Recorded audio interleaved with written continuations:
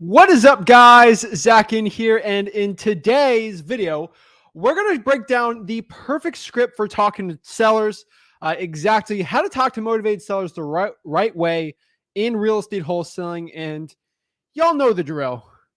I'm going to show you everything you need to know about how to talk to a seller in person, over the phone, really, honestly, anything in wholesaling real estate you need to know when it comes to talking to sellers, how to qualify sellers, and really how to break everything down in real estate wholesaling. I'm excited today to show you exactly the right way, exactly how to do it for you to have the best success possible, because I get asked all the time, how do you talk to sellers? And this is going to be the perfect one today. We're on day 15 of the Real Estate Wholesaling Challenge. So this is going to be a really exciting one, guys. So if you're watching and this is your first time seeing me, anything like that, we are on day 15 of a 30-day real estate wholesaling challenge, where for 30 days straight, for day 1, 2, 3, 4, all the way to 30, I show everything in sequential order. The entire real estate wholesaling process. We're on day 15, which means we are ramping things up. Things are starting to get ramped up today, where we're actually learning how to talk to sellers the right way in wholesaling real estate. So I'm really excited about this, guys, today, and really to break down how to talk to sellers the right way. So let's kind of break it down and show exactly everything you need to know. Before we get into it, y'all know the stinking drill. Smash that like button, subscribe. Every time you hit that like button, another guru cries. So why not just smash that like button as many times as you want? So we're excited about this, guys. So if you're ready, if you've missed some of the lives, I think it's been like 4 or 5 days since I've been on a live. Drives me crazy. I'm excited. I'm jacked up today for the next as many hours as we need today to talk to people exactly how to get going in this business. So if you're ready to go learn wholesaling real estate absolutely for free, how to talk to sellers the right way today, do me a favor, smash that like button and subscribe and get jacked up. Woo!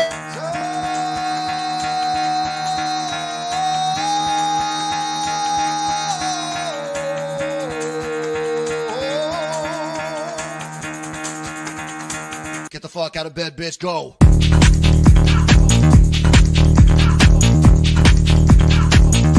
Get up, and then they got go.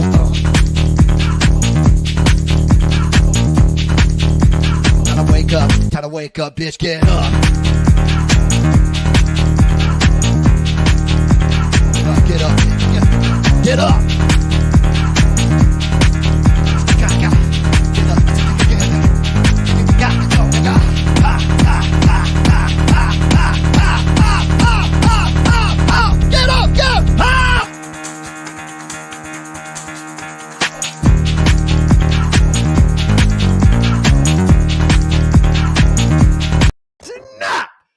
Get it going, guys. We're ready right now to learn how to talk to sellers the right way in real estate wholesaling. And you know what's up. We're here to teach everything you need to know. I'm telling you guys right now, we are going to break down everything you need to know about how to talk to sellers the right way in real estate wholesaling. So if you're jacked up, excited today, let's break it down. This is the energy you need, the confidence you need to talk to sellers the right way. So we're going to break it down. Without further ado, let's kind of talk about everything we need to know about today on how to talk to sellers. Honestly, it comes back to asking 4 things to your motivated sellers. We're going to basically break that down. Let's come with a thumbnail kind of show today. Me smiling and getting everything done like that. So let's kind of break down everything we're going to do here on day 15. I just like to get into it. We can ask our questions after. I think we got some one-on-one calls today too. So that's going to be really exciting for everyone in the Wholesaling House for a Mastermind. Anyone can join that Mastermind, but let's break it down. So today I'm going to break down the perfect script for qualifying, talking to motivated sellers, exactly how to talk to them the right way.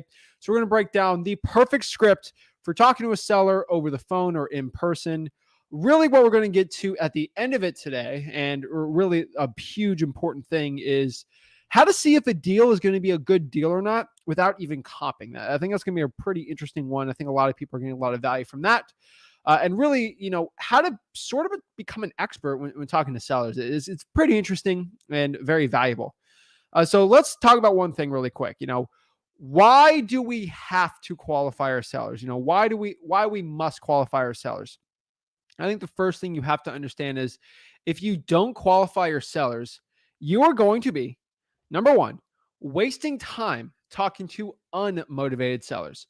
You're going to have less time on actually closing real estate wholesaling deals. You're going to actually have less time with your marketing, less time with your cold calling, because you're just wasting time with serious unmotivated sellers at all. It is not fun. It is not something you should be doing. What we're going to really try to do is create a dialogue and rapport for understanding the deal and the seller so we can actually help them out in their situation. That is the goal here. So, what is the key here to talking to sellers, talking to motivated sellers, people who want to sell their property? How is it? So, number one, they must be motivated. I feel like this is something that doesn't get talked about too much in this industry, in wholesaling, but like, we're not here to waste time talking to sellers that are actually not motivated to sell the property. I think that's pretty much cut and dry. If no one wants to sell their house due to a reason, it's not going to be a good deal. I don't know why, but that's the truth. How do I tell if a seller is motivated or not? I think that's a really big one I get asked all the time. How do I tell if the seller's motivated or not? It really comes down to a certain amount of things. Number one, you need to ask the right questions. I feel like so many people don't ask the right questions, and they're like, they're stuck in their same old process in real estate wholesaling, and they want to blame somebody, right? And the honest person you should be blaming is yourself if you're not asking the right question. So, how do you tell if a motivated seller is motivated or not? You need to ask questions, and that's really how qualifying is. So, how do you talk to sellers in wholesaling real estate? Number one, don't be a salesperson. Don't be a saleswoman. Don't be like this crazy sales type person. That is not how you want to be in this business. You're not going to go too far when you got this salesy type thing. It's not going to give you good results. You cannot force the conversation. This happens way too many times in wholesaling real estate where somebody's just going to force the conversation, and it never, ever, ever, it never, ever works out well because they're forcing a conversation. And when you start forcing conversations, that's when your results in wholesaling real estate absolutely just get destroyed. You cannot be forcing this conversation. You have to just be genuine with your sellers, be genuine, honestly, to yourself. And here's the one thing I don't think a lot of people understand about this when talking to sellers, but act like you're buying a car. Now, this seems really weird. I get it. And this seems out of the ordinary. But when you're buying a deal, you're trying to buy a property, right? You're trying to wholesale real estate. Act like you're buying a car. And I know that sounds really, really weird, but let me kind of break down exactly what I mean by this. How do you buy a car, right? So let's kind of talk about and answer the question of how do you buy a car? How do you buy a car, right? First of all, you ask questions. So if I'm going out here buying a car, I'm going to be asking questions. So have you ever bought a car? I've bought plenty of cars from people like off Craigslist, Auto Trader, whatever. You're going to a dealership. Everyone, when they come back over here, try to buy our piece of real estate, they all get flustered. They all go crazy. Like, oh my gosh, what do I say? How do I do? Oh, I don't know anything about. Oh my God. Guys, you guys freak out. A lot of beginners out here, they flip out when it comes to actually talking to somebody about buying a piece of real estate or a car, or a house. But y'all have gone here, bought cars, and you guys aren't sweating and so stressed out to go and buy a car. You guys are pretty normal about buying a car, and that's a little weird to me, because think about when you're buying a car, what do you do? And then if you use that process for buying a piece of real estate, it's going to be a little different. So what do you do when you buy a car, right? You talk about the car, right? You test drive it, or in wholesaling, this is seeing it in person. And then you kind of inspect it. You kick the tire, right? Seeing if, the tire's good. You sort of act like you know what you're doing. Let me see under the hood right here. Oh yeah, I know exactly what's under this hood right here. Oh, the V8 engines. Yeah. Come on. Most people are, they're fibbing a little when they look under an engine. They're like, yeah, it looks pretty good. I honestly, when I started out in wholesaling, that's what I did. I looked at the addict. I'm like, yeah, pretty good. Pretty good. Come on. You don't really. So it's like that. And I feel like a lot of people, like when they're buying a piece of real estate, they get really, really wrapped up in the weeds of it. And really, when you're buying a car, you keep it super, super simple. And that's what you need to be doing in real estate wholesaling.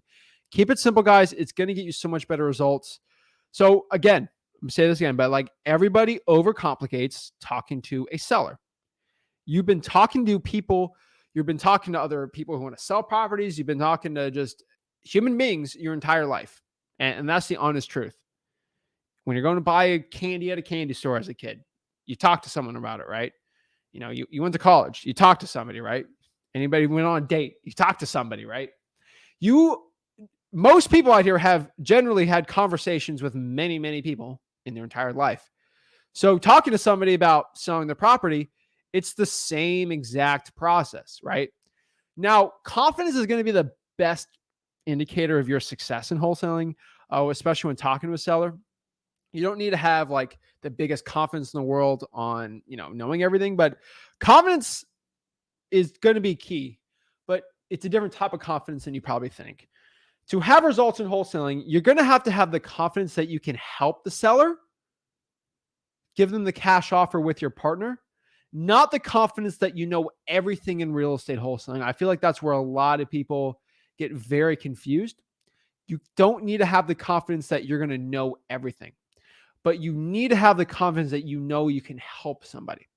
That's the biggest difference between buying a car. So like you're buying a car, you don't walk up there and act like you're an expert mechanic for 40 years. You've been working on Mack trucks and you just know everything, right? When you're buying a car, right? Most people don't do that. I don't do that when I act like I'm buying a car. Okay. I generally know how cars work, and that's how I'm buying this car to do this, right?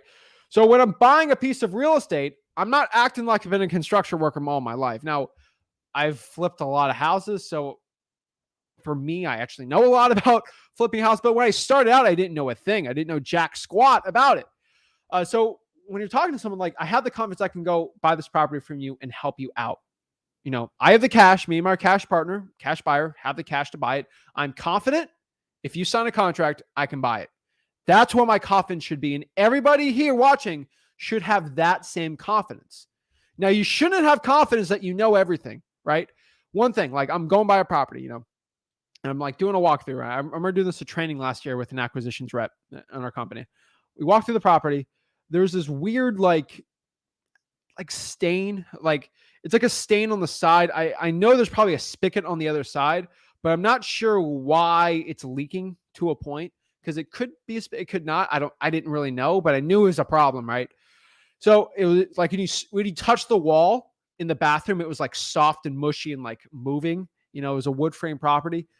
So I knew something was up, but I didn't know what, right? So what do I tell the seller in the situation, right?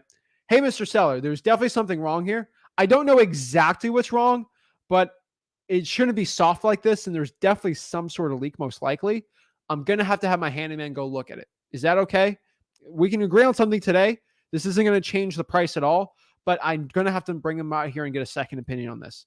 Does that make me seem like I know less about real estate? No, I just don't know exactly what it is, right? Like my handyman, shout out to him. He is awesome. He can go in a property and see if it's got termites in it better than anyone I know. I literally, I can knock on, like, I'm terrible when it comes to knowing if a property had prior termite damage or not. This guy doesn't even have to open a wall. He just like knock, knock, knock. Oh, he just like feels it. It's like, this had termite damage. Then he opens the wall and shows me. I'm like, and like sometimes Rick, my dad, he's just like, there's no termite damage. And then he just like see, like, I'm not an expert. I never claimed to be the expert. I'm the expert when it comes to I actually am an expert when it comes to buying the process. So the process of buying, I know how title works, right? But I've never claimed to be an expert on a piece of real estate. And if I ever have an issue with it, I don't act like I know it. I say, that's a really good question about the title process. Let's have my title lady call us together and we can both understand it. That's a very unique situation. It's a different conversation, but it gives you still the power. And I feel like a lot of people don't understand that to a point, and they don't do it the right way. You still have to have that power in that conversation. So if I'm talking to somebody and there's a leak on the wall, this could be a roof leak. It could not. I wouldn't know unless I'm in the attic, and I don't do that. I have my roofers work on it. Let's still go through the property. I can still buy it today, but they're going to have to go by before we actually close on the deal and actually look at it. It's not inspection, anything crazy. I'm still going to buy it. They just have to go by and look at it. My partner, right? He's more the expert when it comes to flipping stuff, and because that's your cash partner, right? That's the confidence you should have, that you have an offer and you're solid with it with you and your cash buyer. Just understand that, guys. I feel like a lot of people have fake confidence. You should have real confidence you can help someone buy the process. You like, one last thing, we'll get in the next slide, but like, why do I have confidence when I talk to somebody about buying a car? Because I have $20,000 in my hand right now, which of a check, I can write a check, just buy the car cash. That's my confidence. My confidence isn't I'm an expert on the mechanics that, the inside the engine, right? I'm not. I'm not. But I have the confidence I can go write a check and buy it, right? And I feel like that's something that you need to have. That's a different type of confidence, but it's going to give you a really good result. So people really overcomplicate this. So let's break down my script for talking to sellers. Remember, guys, the replays of this are on the bottom right here at freewholesaling.com. Day 1, 2, all the way to 14. Now 15 will get posted probably tonight or tomorrow morning. If you really want to follow it, there's a link in the description if you're on YouTube of an actual playlist I have active right now on it of the challenge. Freewholesaling.com also has that too. That's going to be pretty cool. Everyone's going to say, oh, like I'm telling you, in like 6 months from now, everyone's like, oh, I wish I was here during the challenge. Hey, you're in it right now. So what is my script talking to sellers? So this script is all about, in my personal opinion, 2 things, and really 2 things only.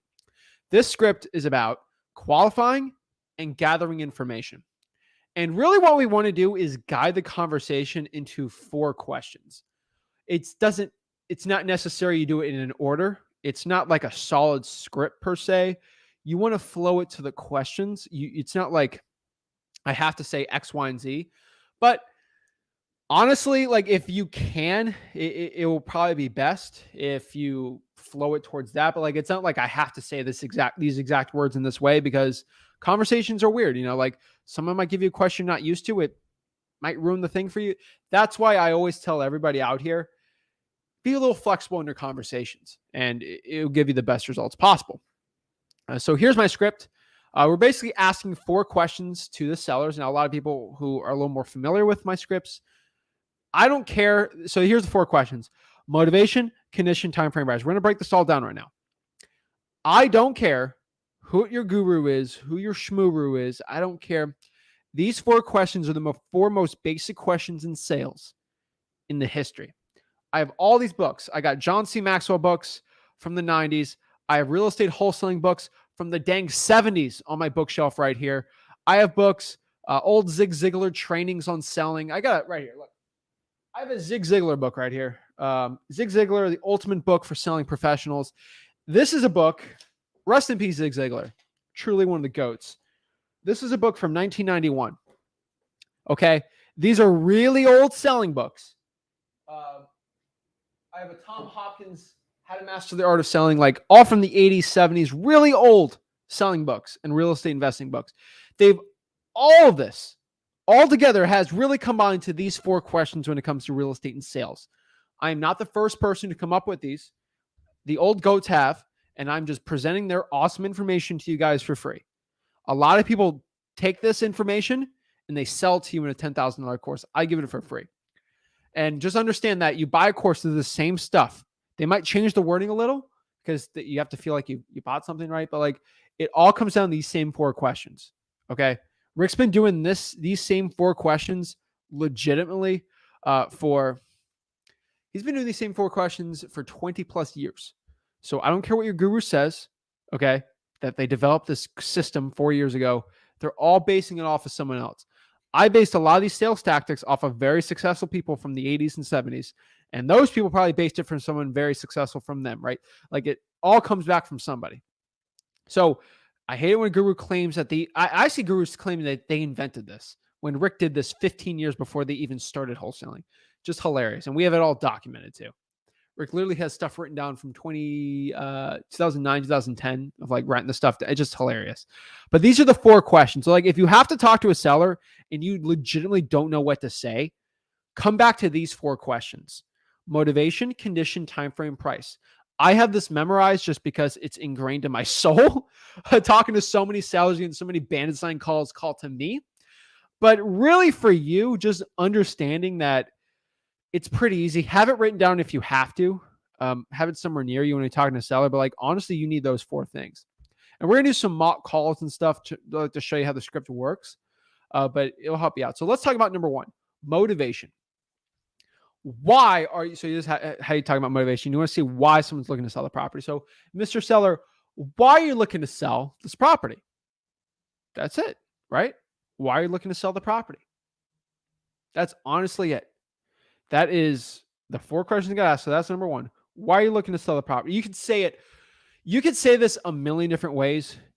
Develop whatever one you like, but it's like, hey, Mr. Seller, why are you looking to get rid of the property? It seems really nice. See, you guys have seen me on my live calls talking to actual live sellers over this. I've said this question probably 500 different variations, but it all comes back to the same point, right? How's your day going? How are you doing today? How's the what? Like it's very this same question kind of asked a million different ways. That's really what that is. So what is condition, right? Can you tell me a little bit about the property, the roof, AC, repairs? Does it need any updating? Now, I'm asking these questions for 2 reasons, like I've said before: qualifying and information gathering. One thing you have to understand when it comes to talking to motivated sellers and sellers in general is this is kind of a psychology law with sales too. This is something that kind of seems weird, but it's true. If you have somebody just telling you a story about their life or something that means a lot to them, and you act like you understand what they're saying, even if you're not even understanding the information. All right, let me give you an example. If I have somebody who speaks Mandarin Chinese and they give me a whole spiel about their life or their problems, and I nod and act like I understand it, and they just leave, they'll feel very connected with me, or rapport was built with that, right? Because I understand their story. It's kind of funny because someone knowing that you hear them means a lot. So that's one thing. So like if somebody tells you why they want to sell their property, you're instantly building rapport by gathering that information because they feel like you understand their situation. And it's very cool the way that works. Not a lot of people like understand that to a point, but it's absolutely true. So that's one reason why like we just asking these questions, not because it might even be important for the sales process. Frankly, I don't really care when someone wants to sell. So time frame, I don't care because I care to a point, but like I can write a contract for as long as, but it's more about their situation, right? So let's break down this too. So time frame here is, when are you looking to sell the property, right? Are they looking to sell within a month, a week, a year, right? So the point of condition right now is just understanding about the property, right? The condition of it, motivations, why they're looking to sell it. Condition is, how is the property? Time frame is when they're looking to sell. Is this something that has to be sold within a month, a week, a year, right? And then price.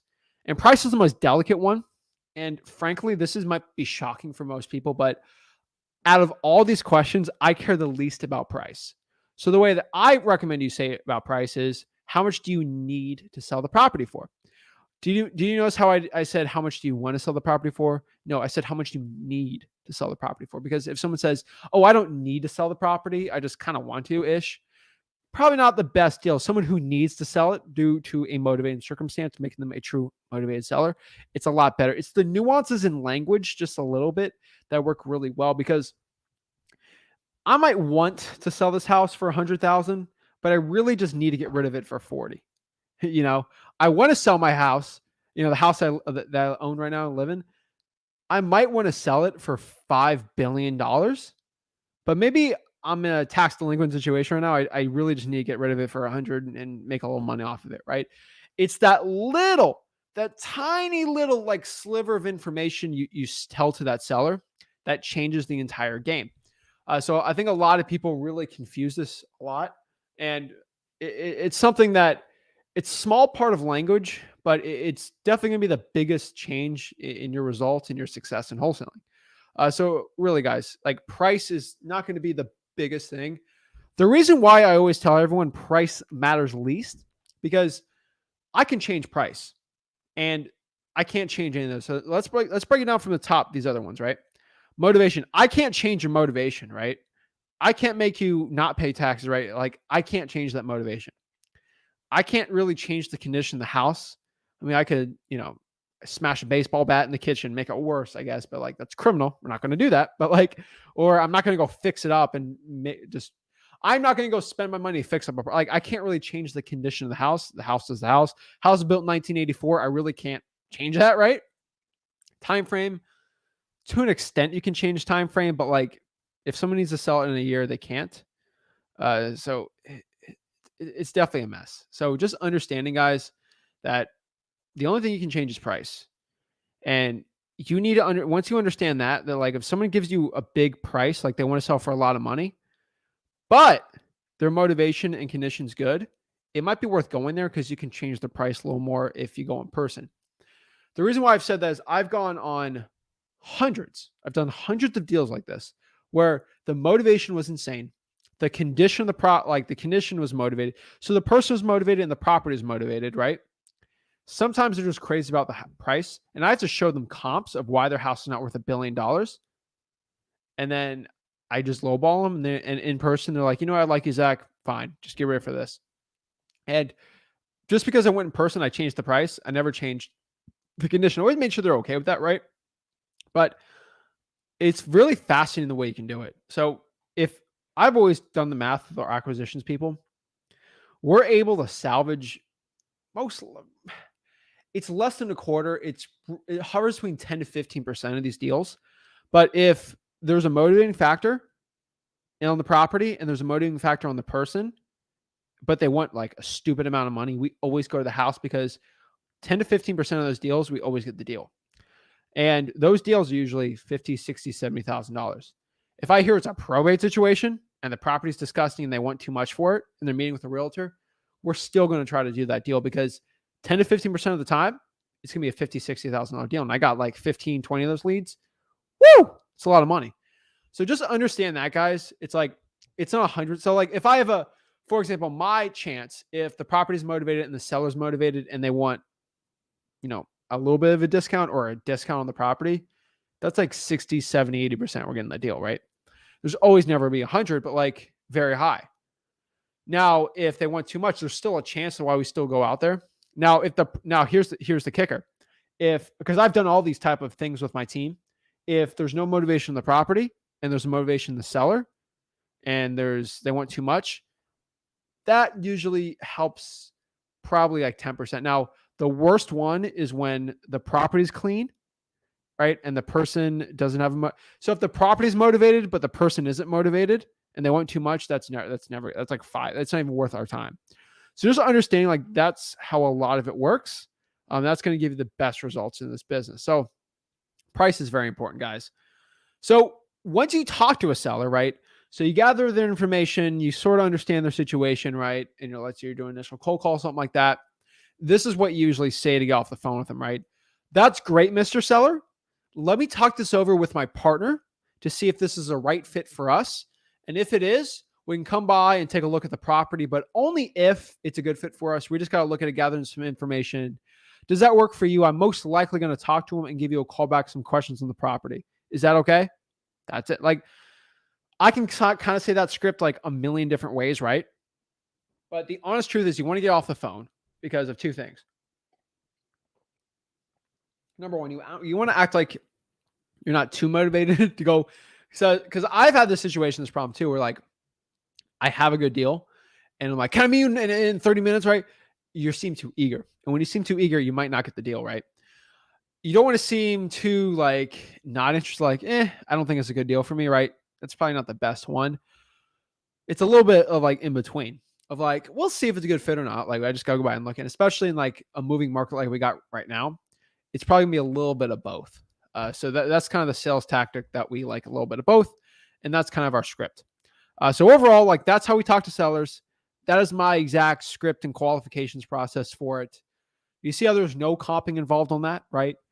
To a point, a lot of people really overcomplicate the comping. And I was like, should I do an entire comping video? I kind of did one yesterday when it comes to non-disclosure states, but like freewholesaling.com kind of shows it. Comping is more of, it's an art versus a science. If that makes sense, where like you can roughly get a guesstimate of the property. But I always tell everyone, and we're going to say this on the acquisitions, especially when it comes to like the comping with the acquisitions, it's more about the motivation of the property than the comping. I'd rather try to negotiate first before comping when there's a lot of motivation on the property. And I don't feel like a lot of people do that. And a lot of people overcomplicate it. But yes, I do just do the comping. We're going to break down the comping more, but like it's more about the motivation than anything else in this. So that's my seller script. That's how I talk to sellers. We do mock calls if you guys want, if you need any help with that. But honestly, that's how I would talk to a seller in real estate wholesaling. And that's kind of how I break it all down. that's really it. So we're going to get into some one-on-one calls today. Remember, guys, if you're joining the Wholesaling House for Real Mastermind, if you want to link into there, I'll put it in the comments, but like it's in freewholesaling.com. We are 100 people away from 53,000 in the group, which is kind of crazy. I remember celebrating. We got our first 1,000 people. So this is how you join the one-on-one calls. I get this asked about all the time, Zach. How do I get on here and talk to you guys one-on-one absolutely for free? And all you got to do is join Wholesaling Houses for Real right here. Zach didn't share the link 5 hours ago. You click this link right here. It's going to bring you new discussion. It's going to load for a second. But you watch here and you can join the one-on-one call right here and talk to me one-on-one. 53,000. That's a lot of people. You know, everyone asks, I get hundreds of DMs every day. I get hundreds of DMs everywhere. It's like, how do you deal with that, guys? I'm having a hard time answering the comments on YouTube. FYI, I try to answer as many as I can. Is an overwhelming amount because I don't have just one channel. I have 4 YouTube channels. So it's getting a little crazy. We just hit 1,000 on the Rick Ginn channel, 1,000 Wholesaling House for Real. So just a quick plug for everyone. We have the Flip with Rick YouTube channel. I have the Zach Ginn YouTube channel. I have the Mastermind YouTube channel and a Rick Ginn YouTube channel. I recommend everybody, though, quick plug for the Rick Ginn channel and the Zach Ginn channel. Go to Flip with Rick and go to channels. The other ones are going to be listed there. On the Zach Ginn channel on Monday, where this is a first, we are starting to release original content. We've had before, but like really, really original content on the Zach Ginn channel that you're not going to find on anywhere else. Kind of a podcast format. We're going to start talking about on Monday on the Zach Ginn channel how to start wholesaling. Not going to be for part of the challenge. It's going to be a little different, but that'd be kind of cool. So they're going to call them Zach Ginn Originals, Rick Ginn Originals. They're going to be posted on Mondays on the Rick Ginn channel and the Zach Ginn channel. You won't find them on the Flip with Rick channels at all. So I think that's going to be kind of cool. I think we have enough subscribers. I think we have 13,000 on the Zach Ginn channel, which is kind of nuts. But yeah, so that's kind of cool. So FYI there. And the last part of business before we get into it is I'm going to have a link on the bottom here. We are actually hiring out a lot of people right now for our JVs. So I'm going to put this on here. Where is it? fliptherick.com/JV with me. And then I'm going to put it JV with me. So if you go to www.flipwithrick, flipwithrick.com/JV with me. Last week got 3 deals. Got assignments done on 3 deals. Got sent in a stupid amount. Oops. How do I do this the right way? I feel like I'm technology challenged and I really shouldn't be. All right, here it is. It's going to be scrolled on the bottom here, guys. www.flipwithrick.com/JV with me. If you want to join venture with me and my Dispo team. Just got somebody else on here to work with us today. I know we are working currently with, where is he on here? Olivier. He has a deal in Pensacola we're working on. Trying to make $70K on that deal. Some cash buyers are a little hesitant at that price. It's hundreds of thousands of dollars less than the MLS price. We're talking like 3 or 4 more people on there. I was actually helping him personally on that deal. I might have to have my Dispo person just on that because I can't spend 5 hours a day looking for buyers. But we're finally starting to push it a little more because we're going from 10 to 15 deals, which is just kind of me and a small team. We're pushing it hard to do 100 deals a month on JV deals. And that's what I'm trying to do. That's kind of the point of this channel, why we're pushing stuff really hard. So if you want to send us a real estate wholesaling deal, go to www.flipwithrick.com/JV with me. I know we never said we're going to be a Dispo company, but I think I have enough people they can Dispo for you. So if you have a deal locked up and you need help with it, we're going to be on there. They have their own criterias on it. So if you're in a population less than 10,000 for the county, we're probably not going to deal with you just because we don't have the buyers in place there. But I'm very well connected. I get a lot of deals sold there. But yeah, www.flipwithrick.com/JV with me, and we'll get it going.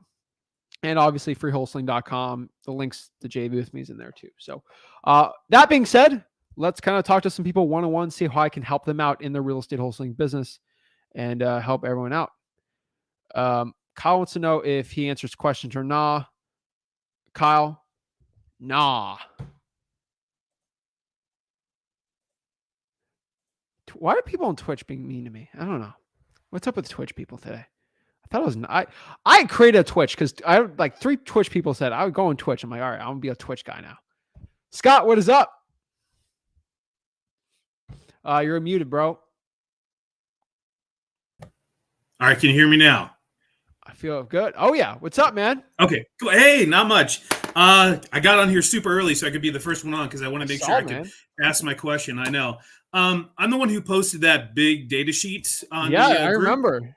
Yeah, and I was wondering if maybe you could give me a little bit of guidance on what to do with those numbers. Yeah, let me actually pop it up. Shout out to you, Yeah. man. This is why you got to join the Wholesaling House Real group.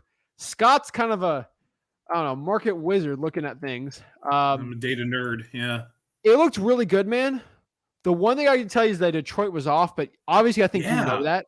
If there's 660,000 people in Wayne County, there's a lot more than 5 cash sales. Right. But I think it's hilarious.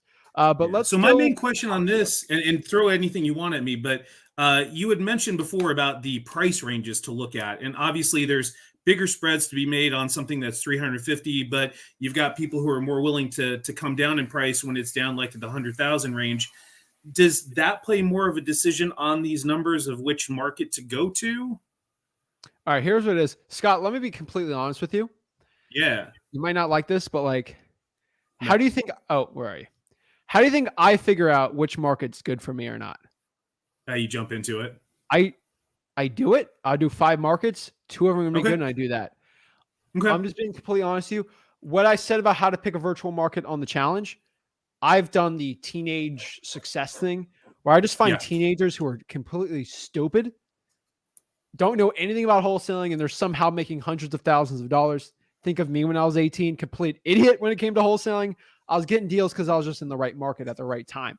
Right. So I look for those people. And those 18-year-old kids love flashing checks all day long, right? And Cook DM, hey, where'd you get that deal? Oh, I got this deal and blah, blah, blah, blah, blah. That's how I figure it out. The best market for you, honestly, is going to be none of those markets. It's going to be the one that no one talks about. I never talked about Beaumont, Texas, my first 3 years in wholesaling real estate. Never talked about it once. More and more people started doing it, and I kept watching kids making a ton of money. I found Knoxville. No one talked about Knoxville when I started YouTube. Me and Rick started. He actually came to me. Rick went to me and said, all these kids keep bragging about doing Knoxville deals, and they're complete idiots.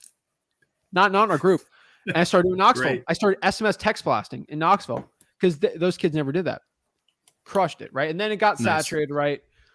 So your best market is going to be a market with over 100,000 population in the county that no one's really talking about.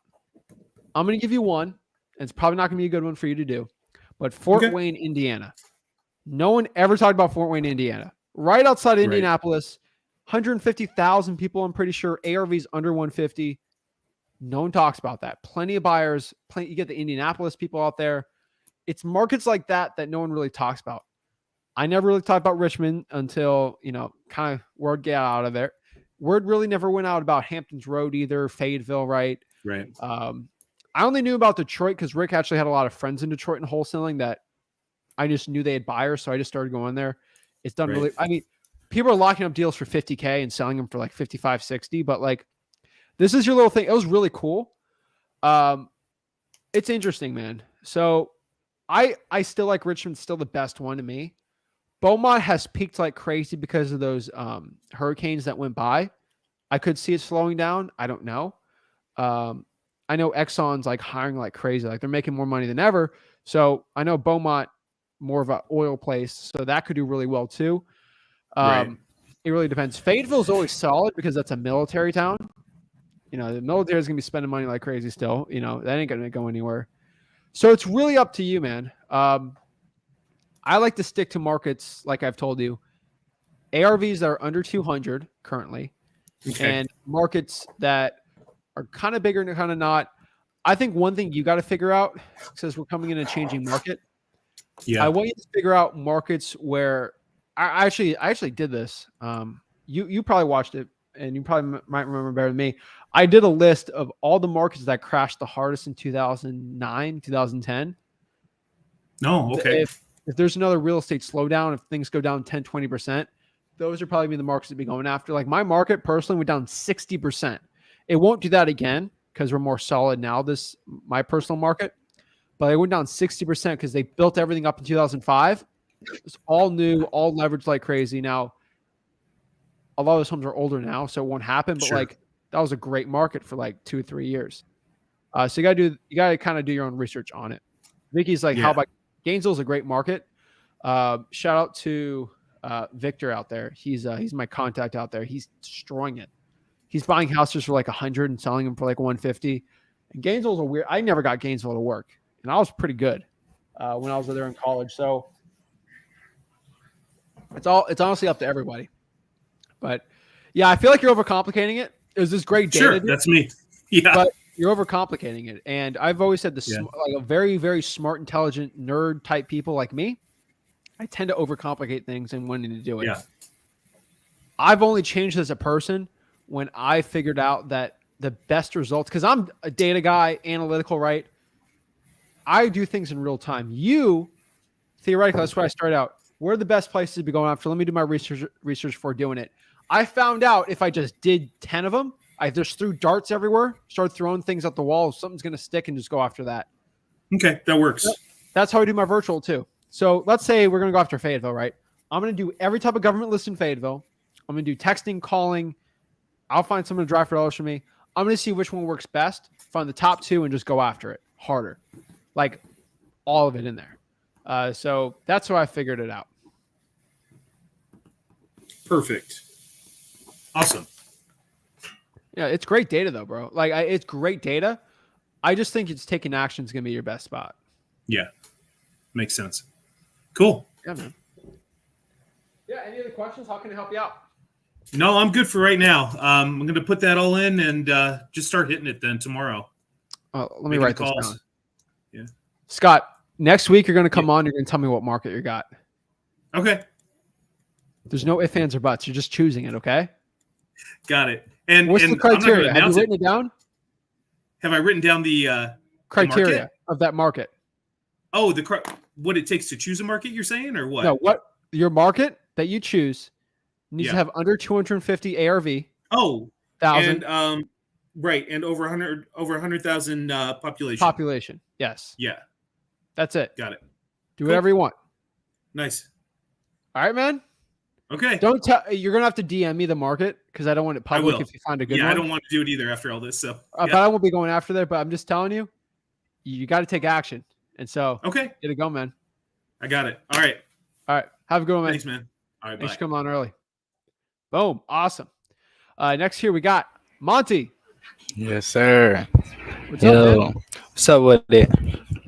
I just had a couple questions. Well, I got a deal locked up in Columbus.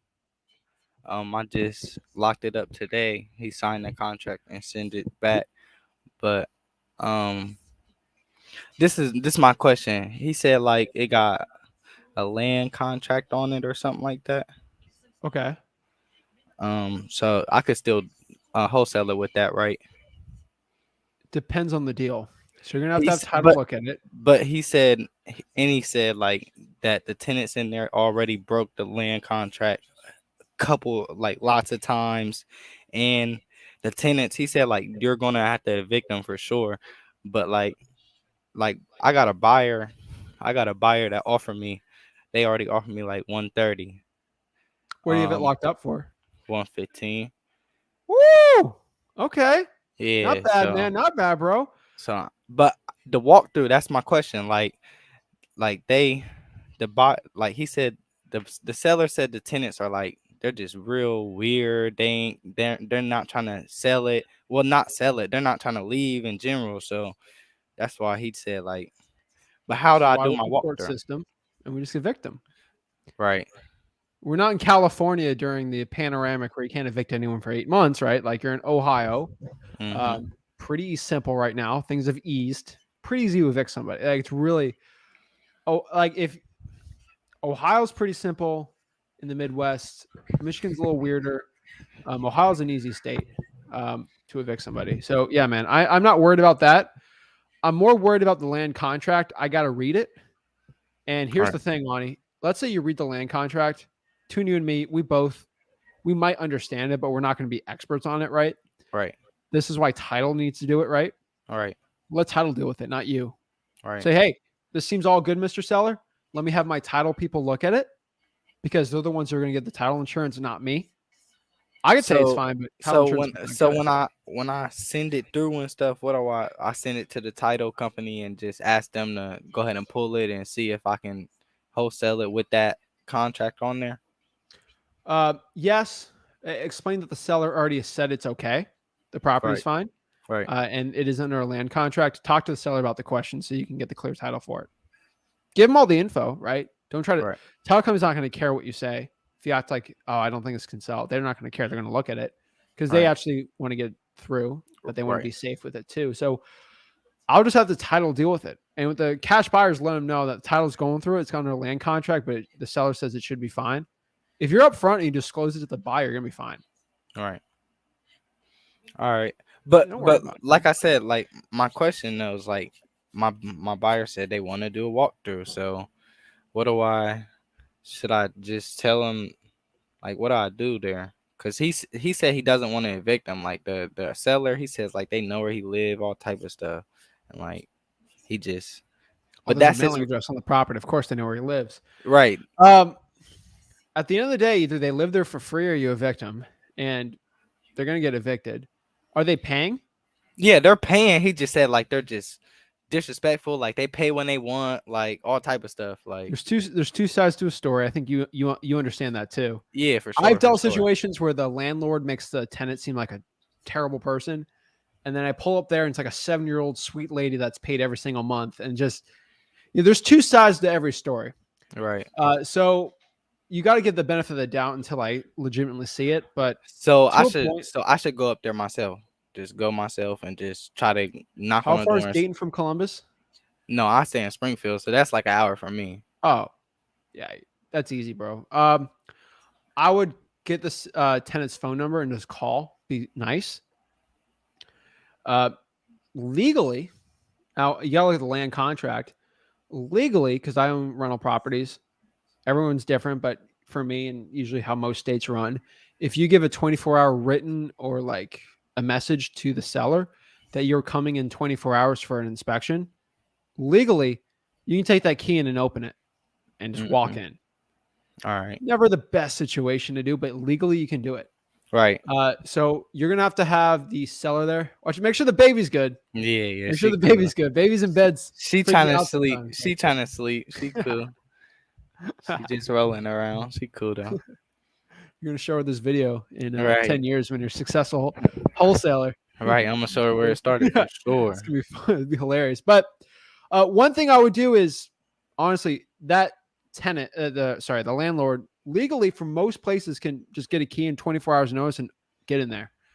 So it won't be a problem. Now, if they change the lock, something like that, that's a different situation, but you can evict them pretty easy if they do that. Right.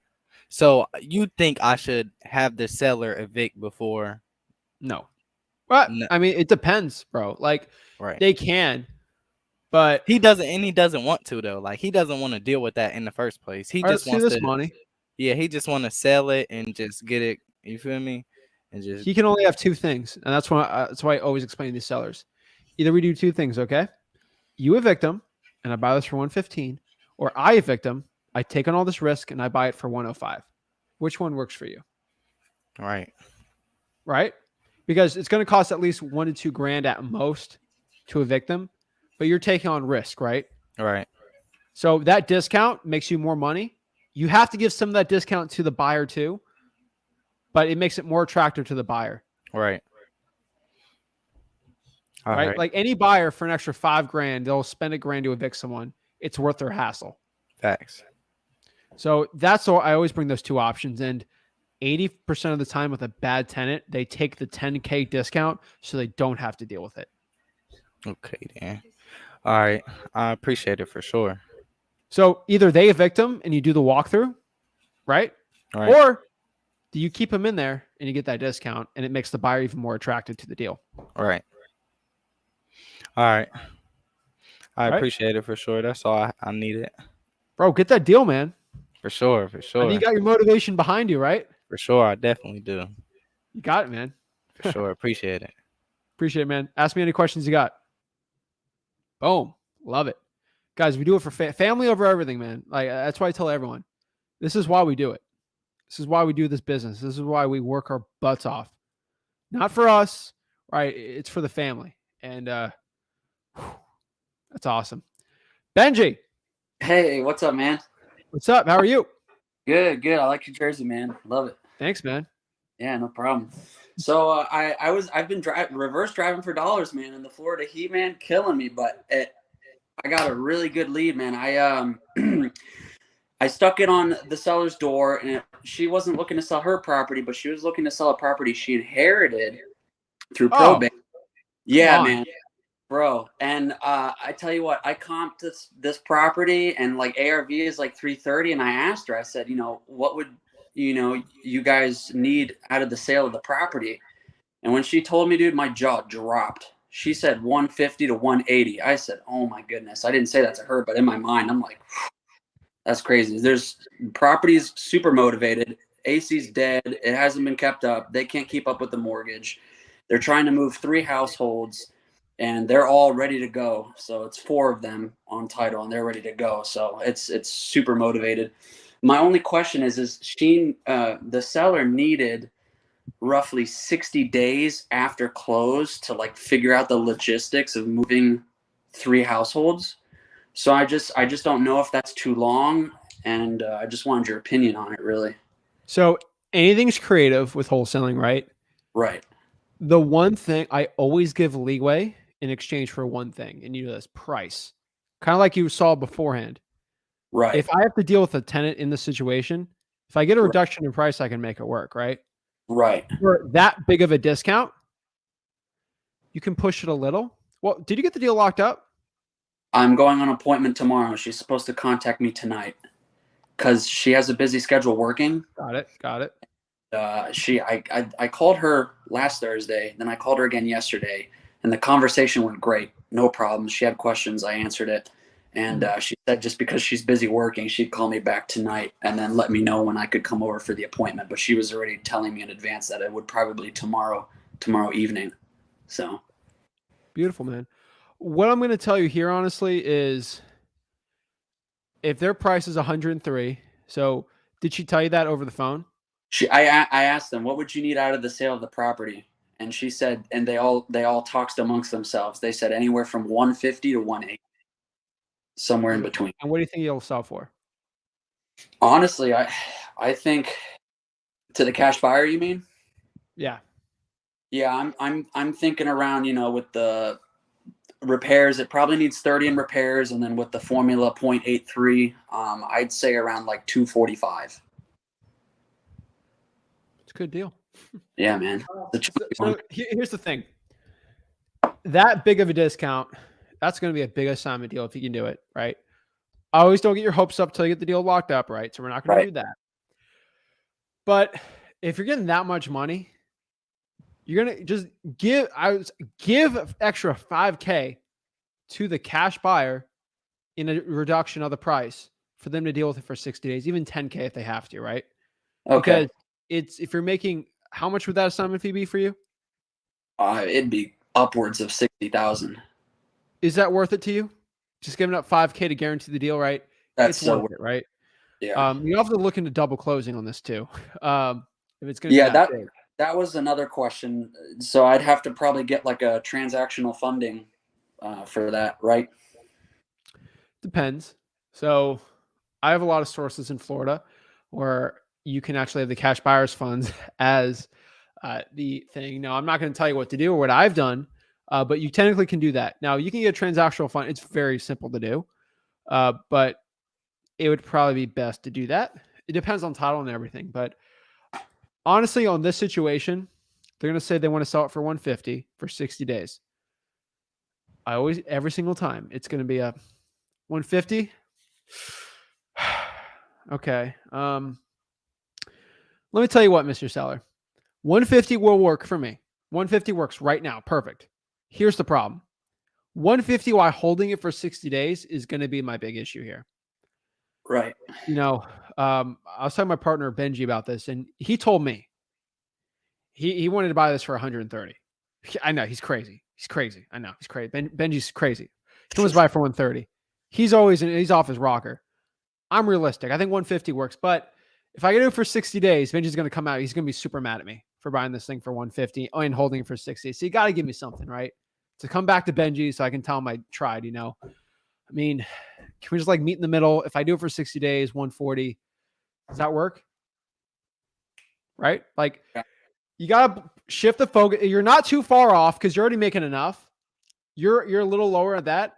And for 60 days, you have to give something up. So I think 10K reduction, you give 5K to the buyer, you make an extra 5K. I think it's a win-win for everyone. Yeah. And that extra 5K will pay for whatever transactional funding or whatever.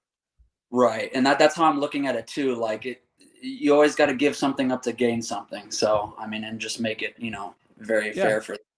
That's the thing too. So they said 150 to 180 because there's, I think, 90 left on the mortgage, and they can't keep up with it. So yeah, and you can always explain like there's a lot of unknowns with the AC. There's a lot of unknowns with the plumbing. There's a lot of unknowns here, right? And so that's why my partner came up with that, and he's not seeing it right. Blah blah blah blah blah. So I would go for not an insane low ball because you get too greedy, you're gonna get slaughtered. right. I would not be greedy right now, but I'm still going to be still try a little, you know, you definitely bump it up if they got to be 60 days. That's honestly what I do. That's my opinion. So yeah, you got handed this deal here, and I'm just glad somebody took my advice. Yeah, man, dude, trying for dollars.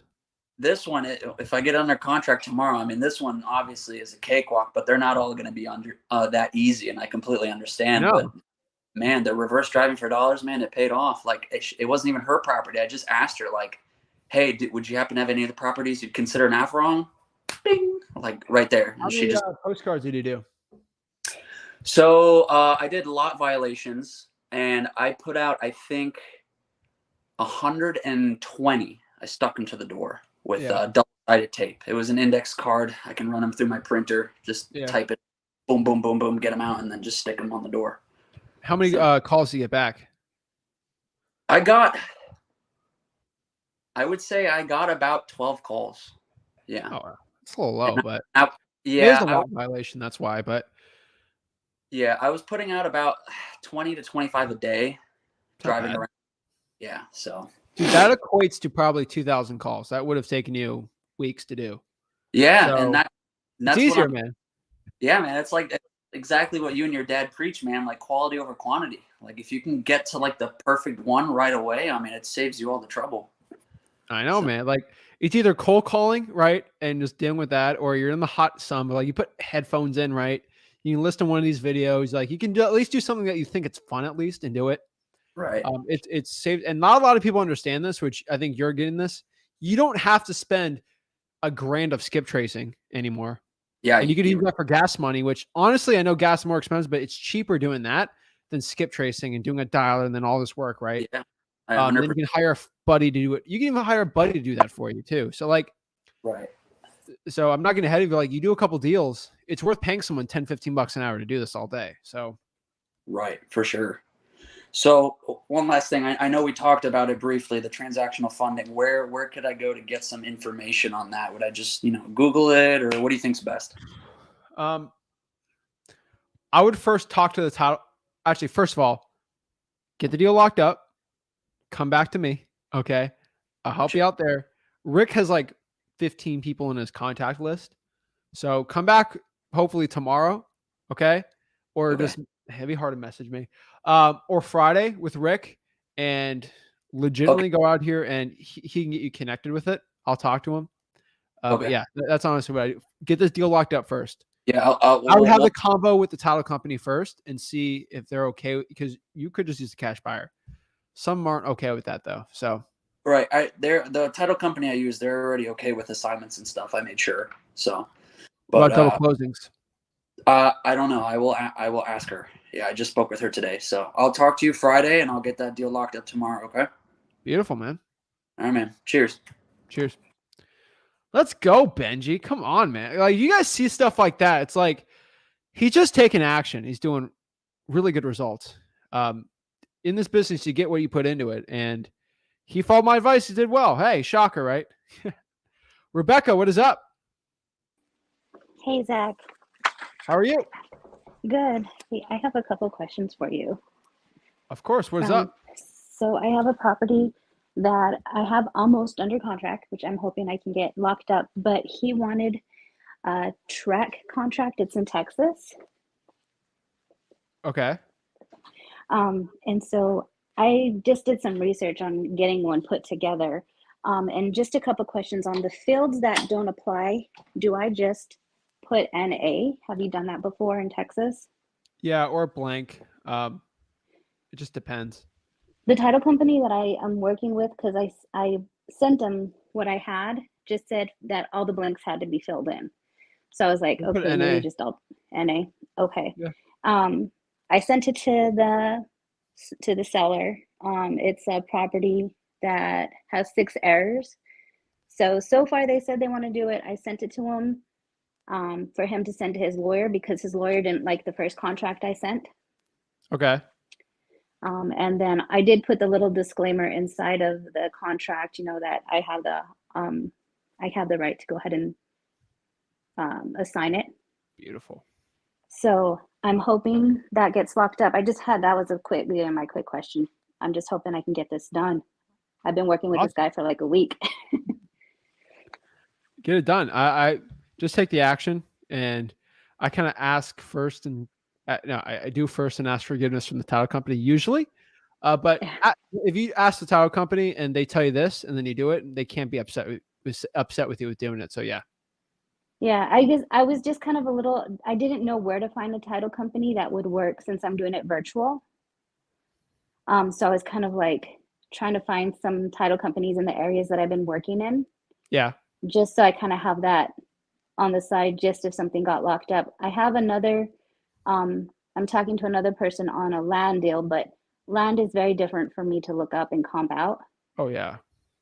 But I have a buyer that is looking for land. And so I'm trying to work and get that deal.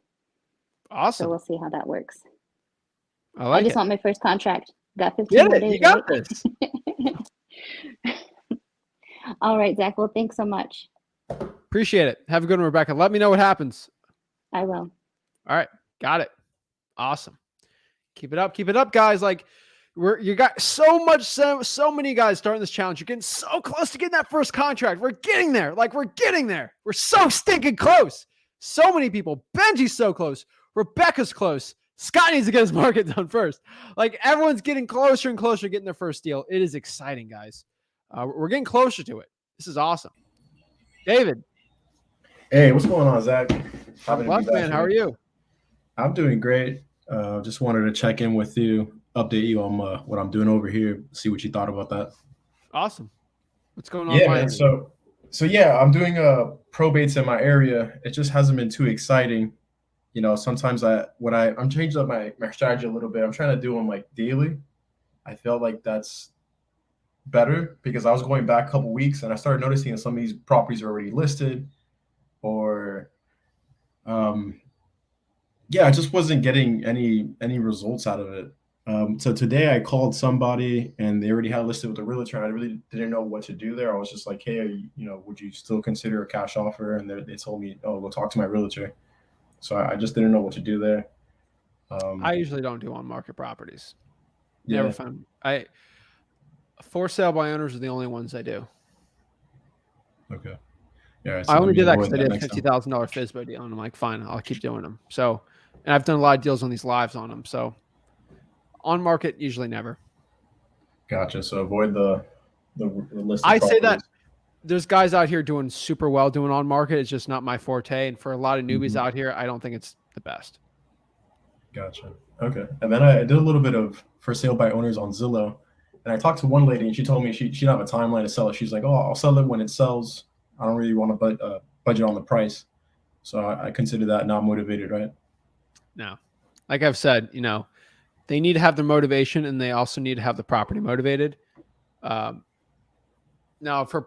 she's not motivated. That's the problem. Even the property might, but she's not. Gotcha.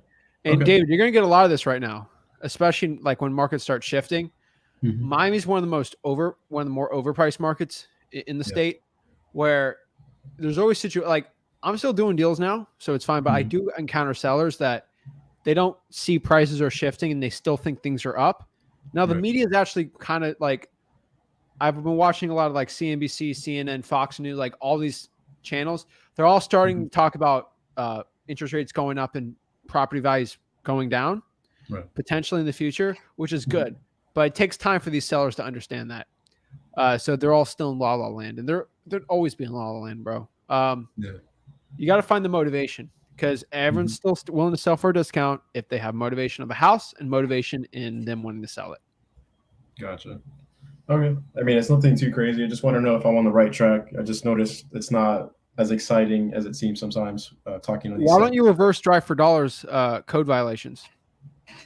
Reverse drive for dollars code violations. Yeah. I would love to do more outdoorsy things. It's just I work 9 to 5, and I guess I'm trying to get into the habit of finding time, like be more disciplined with my time so I can actually do these things. But yeah, I definitely want to. I just been chasing over the easier things to get to when it comes to calling lists or whatnot.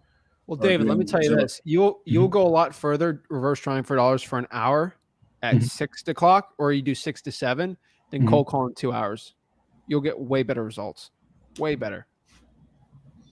I'm gonna start doing Just that. FYI for you, and you won't go crazy, or even an hour.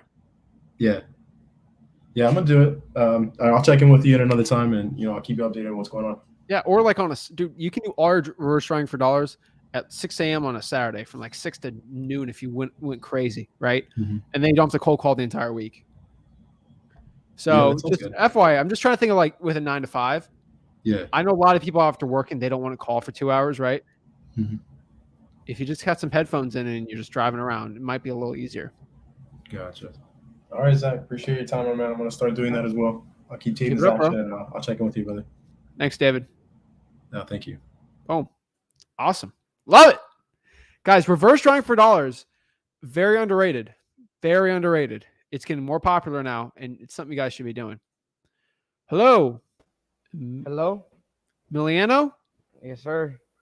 How are you? I'm good, and you? I'm blessed, man. How can I help you out become a better wholesaler today? I had a couple questions about a property that I'm working on right now. It's right. It's 100 acres here in Texas, and it's valued at 830,000. Okay. And the seller, he wants 1.2 million, but there's a property that just sold for $1 million, and it's 40 acres. Okay. Do you think I could get it locked up? From that math, no. No. Well, let's do the math together, man. If you think it's worth 800 and they want 1.2 and it might sell for 100, where's the money? Like, you'd have to lock that thing up for 900, 950. Yeah. So if he wants to sell for 1.2, offer him, right? But like, he's probably not going to take it, but like, still offer it, right? Yeah. I mean, it's 100 acres, and the other one it just sold. It was 40 acres, and it sold for $1 million. Okay. And they're like 20 minutes away from each other. So, well, let me just tell you this: why don't you just lock it up and see what a cash buyer is going to willing to pay for it then, or reverse wholesale it? All right. How would you recommend me to sell? Should I sell it to a hedge fund or to a regular cash buyer? I think you should call both of them and see. Okay. I mean, that's going to be my opinion.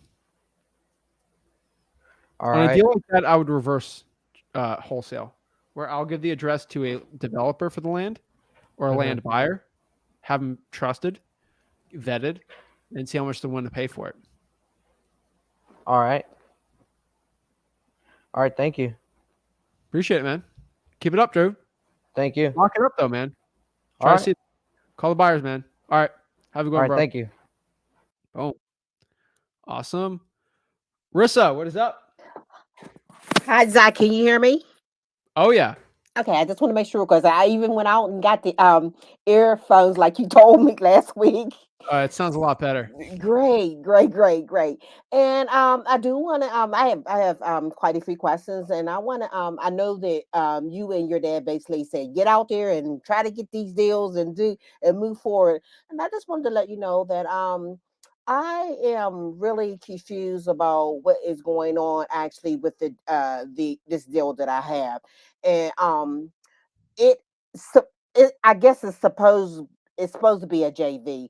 And I guess my first question to you would be when you're doing a JV, you need to have a contract in place before you even enter into a JV. Is that correct? Depends. So Okay. say that one more time. Okay, so if me and you, if like the JV that you are offering, I looked at the form and everything, okay, and it makes a lot of sense because it basically says 50-50, okay. So if I am entering into, so I know exactly what I'm going into when I actually decide whether I am coming into a JV with you guys, okay, Okay. versus a person saying to you this is a JV, and you're looking at them like, okay, well, like there needs to be something in place, or we need to verbally discuss this. Am I correct or am I wrong? I guess correct. I mean, if you Okay. want to JV with us, you're gonna have to get a deal locked up, and we can help you find a buyer. Okay, but I'm not actually referring to you in general. I know you're part of it, and I understand exactly what you're saying to me because you basically you put it out there to us, like stating like this is the actual process of what you need to do in order to JV with us. I understand your process thoroughly. The situation that I'm in is that I actually went out and I found their property, and and I end up speaking with I had went to a meetup, one of those meetup groups, and I end up meeting a person there that basically said that she knew of some cash buyers, and so this particular deal was submitted to this person, and this person at this particular time basically took over the whole deal, and they sent me a contract, and after they did everything they did and basically said this is what you're going to get, and we're going to you need to sign this, and I'm going to send this information over to the title company. If you don't sign it, then you're not going to get anything.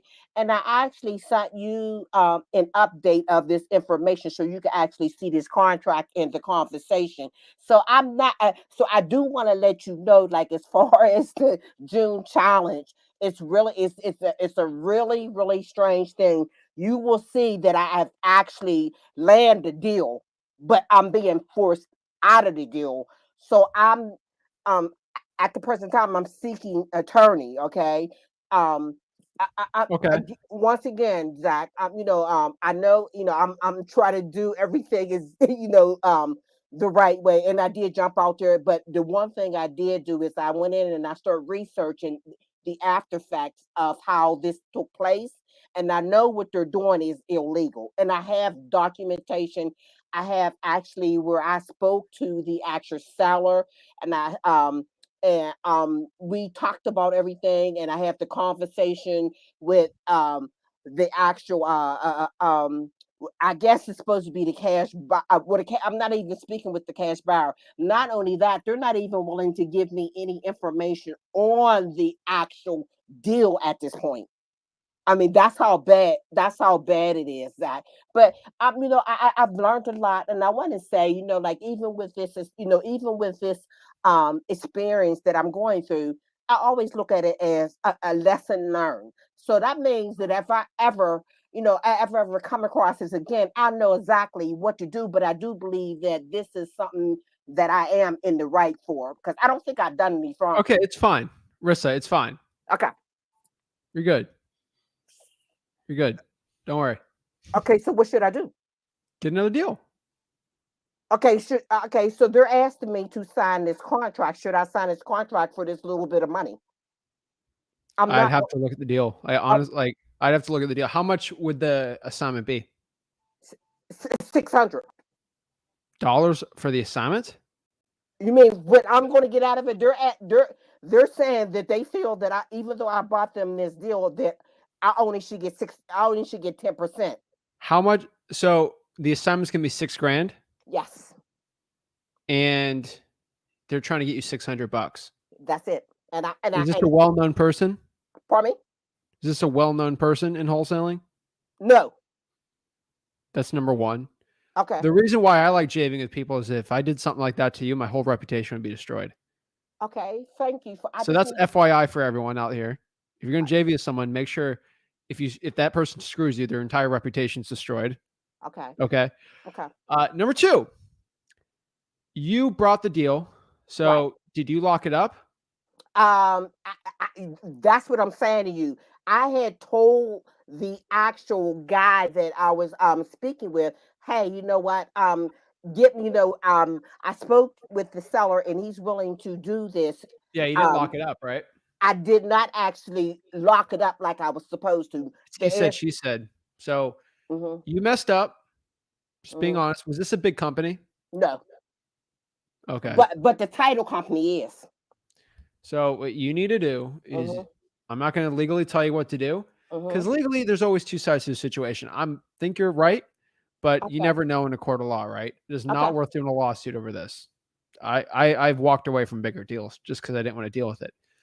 Number one, I could tell you is if you didn't lock it up yourself and your name's not on that contract, there's really no paper trail.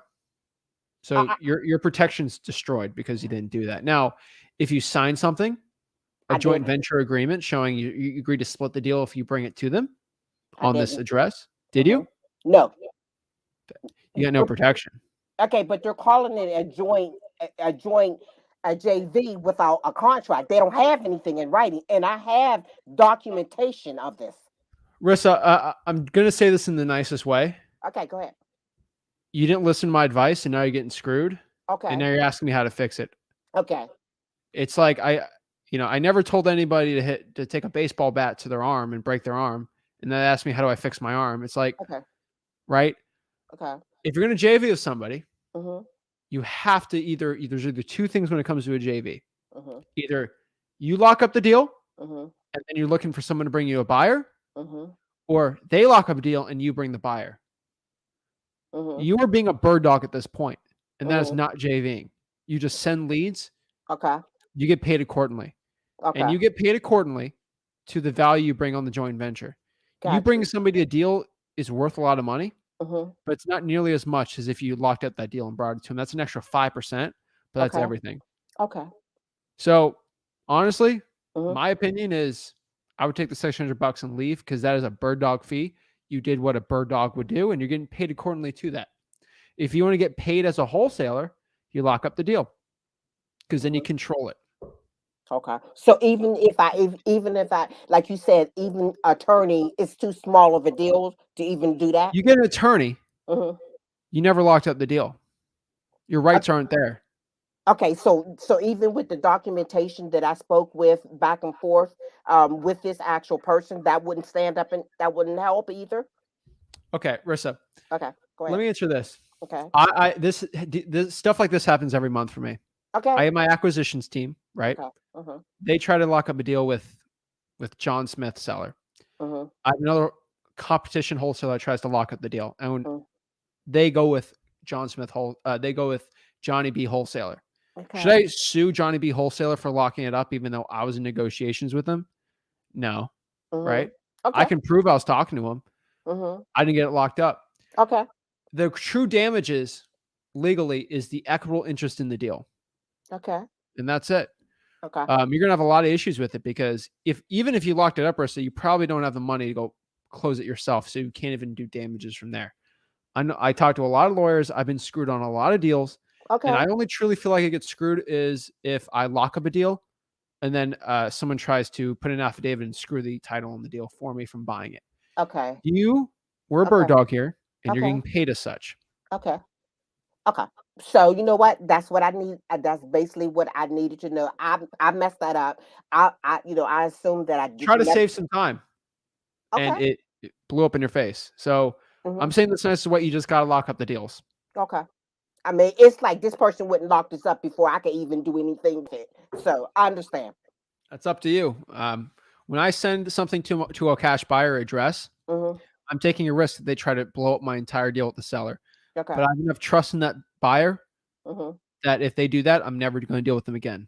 Okay. Okay. You know what? And the bottom line is, thank you so much, Zach. You know what? I could stand the truth, the fact that it was a mistake on my part. So I'll go ahead and just assign and take what they're going to give me and walk away, and it'll be my first deal. I guess. Like, would that be acceptable for the June challenge? No, because you're a bird dog. Okay. Okay. You're a bird dog. You got paid as such. Okay. I'm going to say this one last time.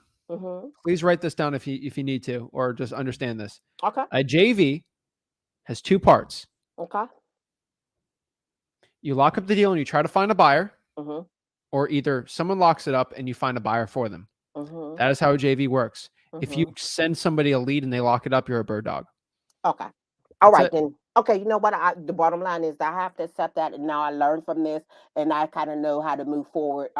Going, even I'll never ever put out my information, and then when I turn around, it's Never. gone. I Okay. don't do it. Okay. I lock it up because if I give that info when I lock it up, Mm-hmm. you can do whatever you want with the deal. You're Mm-hmm. not locking it up Mm-hmm. because I have it locked up. Yeah, and that's what happened to me here. I actually put the information on, someone else locked it up. So that's Rissa, message me who the person is, and I'm going to see who it is. And if I know them, I'll give them a good talk and see if I can help you because I'm very well connected in this industry. uh-huh. So I could potentially help. Don't say their name or anything because I'm not slandering anyone on here, but message Mm-hmm. me and maybe I can help. Okay, well, I already sent you an update on the actual information. So you know how Where? when you say June challenge, I sent the information to you this morning. Okay. Was it on Messenger? No. It's actually through the support. Okay, I'll look at it. Yeah, I'm just letting you know, don't stress out over it. I'm not. But yeah, Thank you that's so it. much. You know what? I'm going to go ahead and accept it. I'm going to accept my mistake and just move on. Okay. That's Is that it. Lawsuit's going to cost you at least $1 to $2 grand. okay? And now I know. I'll never put my information out there again. Thank you so much. Well, Rissa, do me a favor. Okay. When you lock up a deal, Mm-hmm. just put $100 EMD. I promise you, Mm-hmm. that's going to save you a lot of headaches. Okay. You know what? The bottom line, I made a mistake, and I put out something verbally, and someone ran with it. That's what happens. Trust me, it's happened to me a couple times, and I said to myself, I'm never letting this happen again. And that's my experience here. Okay, then. Okay. Appreciate it. Have a good one, Rissa. You too. Thank you so much. I'm just FYI for everyone. When I tell you something about an experience with I do, or if I just tell something and it seems like a statement, there was 5 years of pain that I had to deal with to get to that point. For example, when I tell everyone you should do $100 EMD, why do I tell you that? Do I say that because I get pleasure out of people giving $100 earnest money? I do not. Okay. I do not like giving $100 earnest money, even $100. I don't like that. Why do I say that? Because I've had so many deals where I locked it up and I didn't put an EMD and someone tries to steal the deal. And then I go to a court and they're like, why didn't you have an EMD? And it kind of screws me a little, but I still win the deal because I have better lawyers. And then I always put EMD after that, right? I had a $70,000 deal locked up. I made $70K on the deal. The only way I got the deal saved, my lawyer told me, the other lawyer said, because you had an EMD, said, if you didn't have an EMD, we would have cleaned your clock. But guess what? I had a $100 EMD down. And it wasn't even legality wise. It was just, I didn't want to go to court for it. And I got it there. So FYI for everyone out here, that $100 EMD means so much. Hello, Kayla. Kyla? Hello. Oh, hey. Hey, Zach. How's it going? Connecticut? Yeah. We Right. talked All like right. last year. I remember you. How's it going? Yeah. Long time no so see. Good. How are you? I'm blessed. Yeah. Well, I stopped a little bit, like during the winter stuff, and then I just got back into it, for this June challenge. So, my biggest roadblock right now is just I am. I got the list for the tax delinquents for the towns nearby in where I live, and I got like about 4 cities that they email me back with all the lists. So I have a lot of good lists here, and then I also got a probate list in the city I live. So yeah, I have a lot of good stuff here. It's just when I contacted a lot of like the people here, um they just didn't pick up, and then some I just couldn't find the contact information. So what do you do for those when you can't find contact information? Two things. So reverse drawing for dollars, doing the sticky notes. I also like to Facebook message my sellers because pretty easy to find them, and they usually always read the message. Okay, yeah, I sent like two sellers on the Facebook message, so I'm just waiting to hear back. I just know it goes through a different mailbox because I'm not friends with those sellers. Yeah. It's gonna take Give a them a friend while for request. them to see if ever. Yeah. Oh, okay. Send them a Yeah. friend request. I They guess I will can see try it. I that. promise you. Who's this? Who's this girl trying to be my friend? Who is this? Do I know them? They live in the same state as me, huh? Accept it. See That's the true. message. Boom. One hack I've seen when they accept your message, unsend the message and send it again, and it'll pop up Okay. as a friend. Because so if I sent you a message right now and we're not friends on Facebook, you're going to be in the non-friend thing. And then if you accept my friend request, it's not going to pop up. You won't see it. So I got to send that again. Oh wow, that's a good tip. I'm gonna do that when I get off. Okay, so yeah, so I just for the other contact people, like I couldn't I couldn't find well, yeah, I guess you told me to reverse driving for dollars. Yeah. And send sticky notes. So I'll do that this weekend, and hopefully I'll get through these people. There's one really good property. I last weekend I just went to a lake, and on my way just saw a house that was boarded up. So so the house is very motivated. It's just finding the I don't know her phone number, which I couldn't find on the internet. So all right. Yeah, so I'm just gonna keep on contacting these people, and hopefully I can get through them because I have a lot of good lists here. So Awesome. yeah. So what happened? What I didn't get a deal yet, but I tried a lot of things before. So right, for right now, I'm just being more specific with my time and money, and being more careful. I think the last year when I first started, I was just doing everything all at once. So I Yeah. think that was my biggest issue.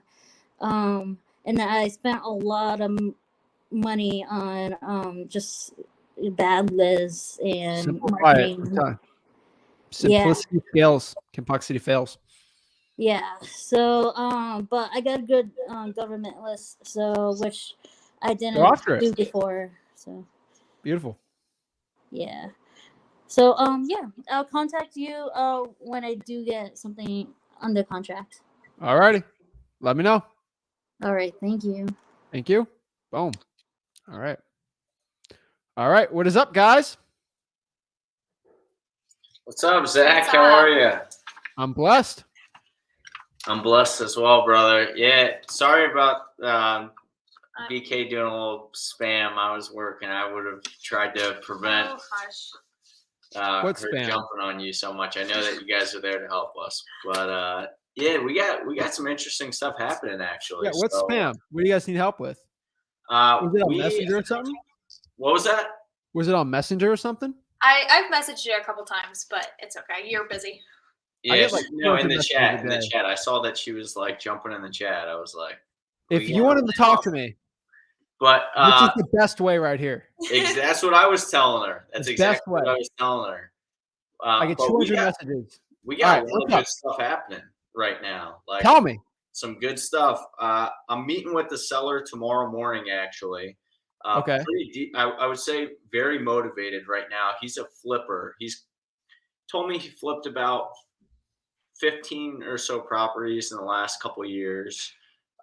Some circumstances came up where he's kind of in the middle of a flip right now, and now he wants to totally bail out of the property. I haven't discussed what I want to buy it for, but he told me his price already. He told me right about 150K is what he's all in at right now. Okay. If we're looking like ARV, I would say probably right 260 270 to 270, right around that range comfortably. I'd say like that's maybe even a little bit more on the conservative side. Here's where stuff gets interesting. He's got approval, or he has plans approved for remodeling the whole inside, which was a tear down, which is essentially like totally gutted right now. It's totally like bare frames. It was a 3-2, but he has plans to make it a 4-3. Ooh, okay. And the plans are already approved for the 4-3. Yeah. And for all the other work that he's going to do with it. But he told me that he's in at 150. The ARVs that I'm pulling are only based on 3-2s. I didn't even want to consider the 4-3 in the equation just because It's not done. approvals, I'm sure you know better than anybody, like approvals don't really, I'm guessing they don't really mean that much. Not really. To the right buyer, but not really.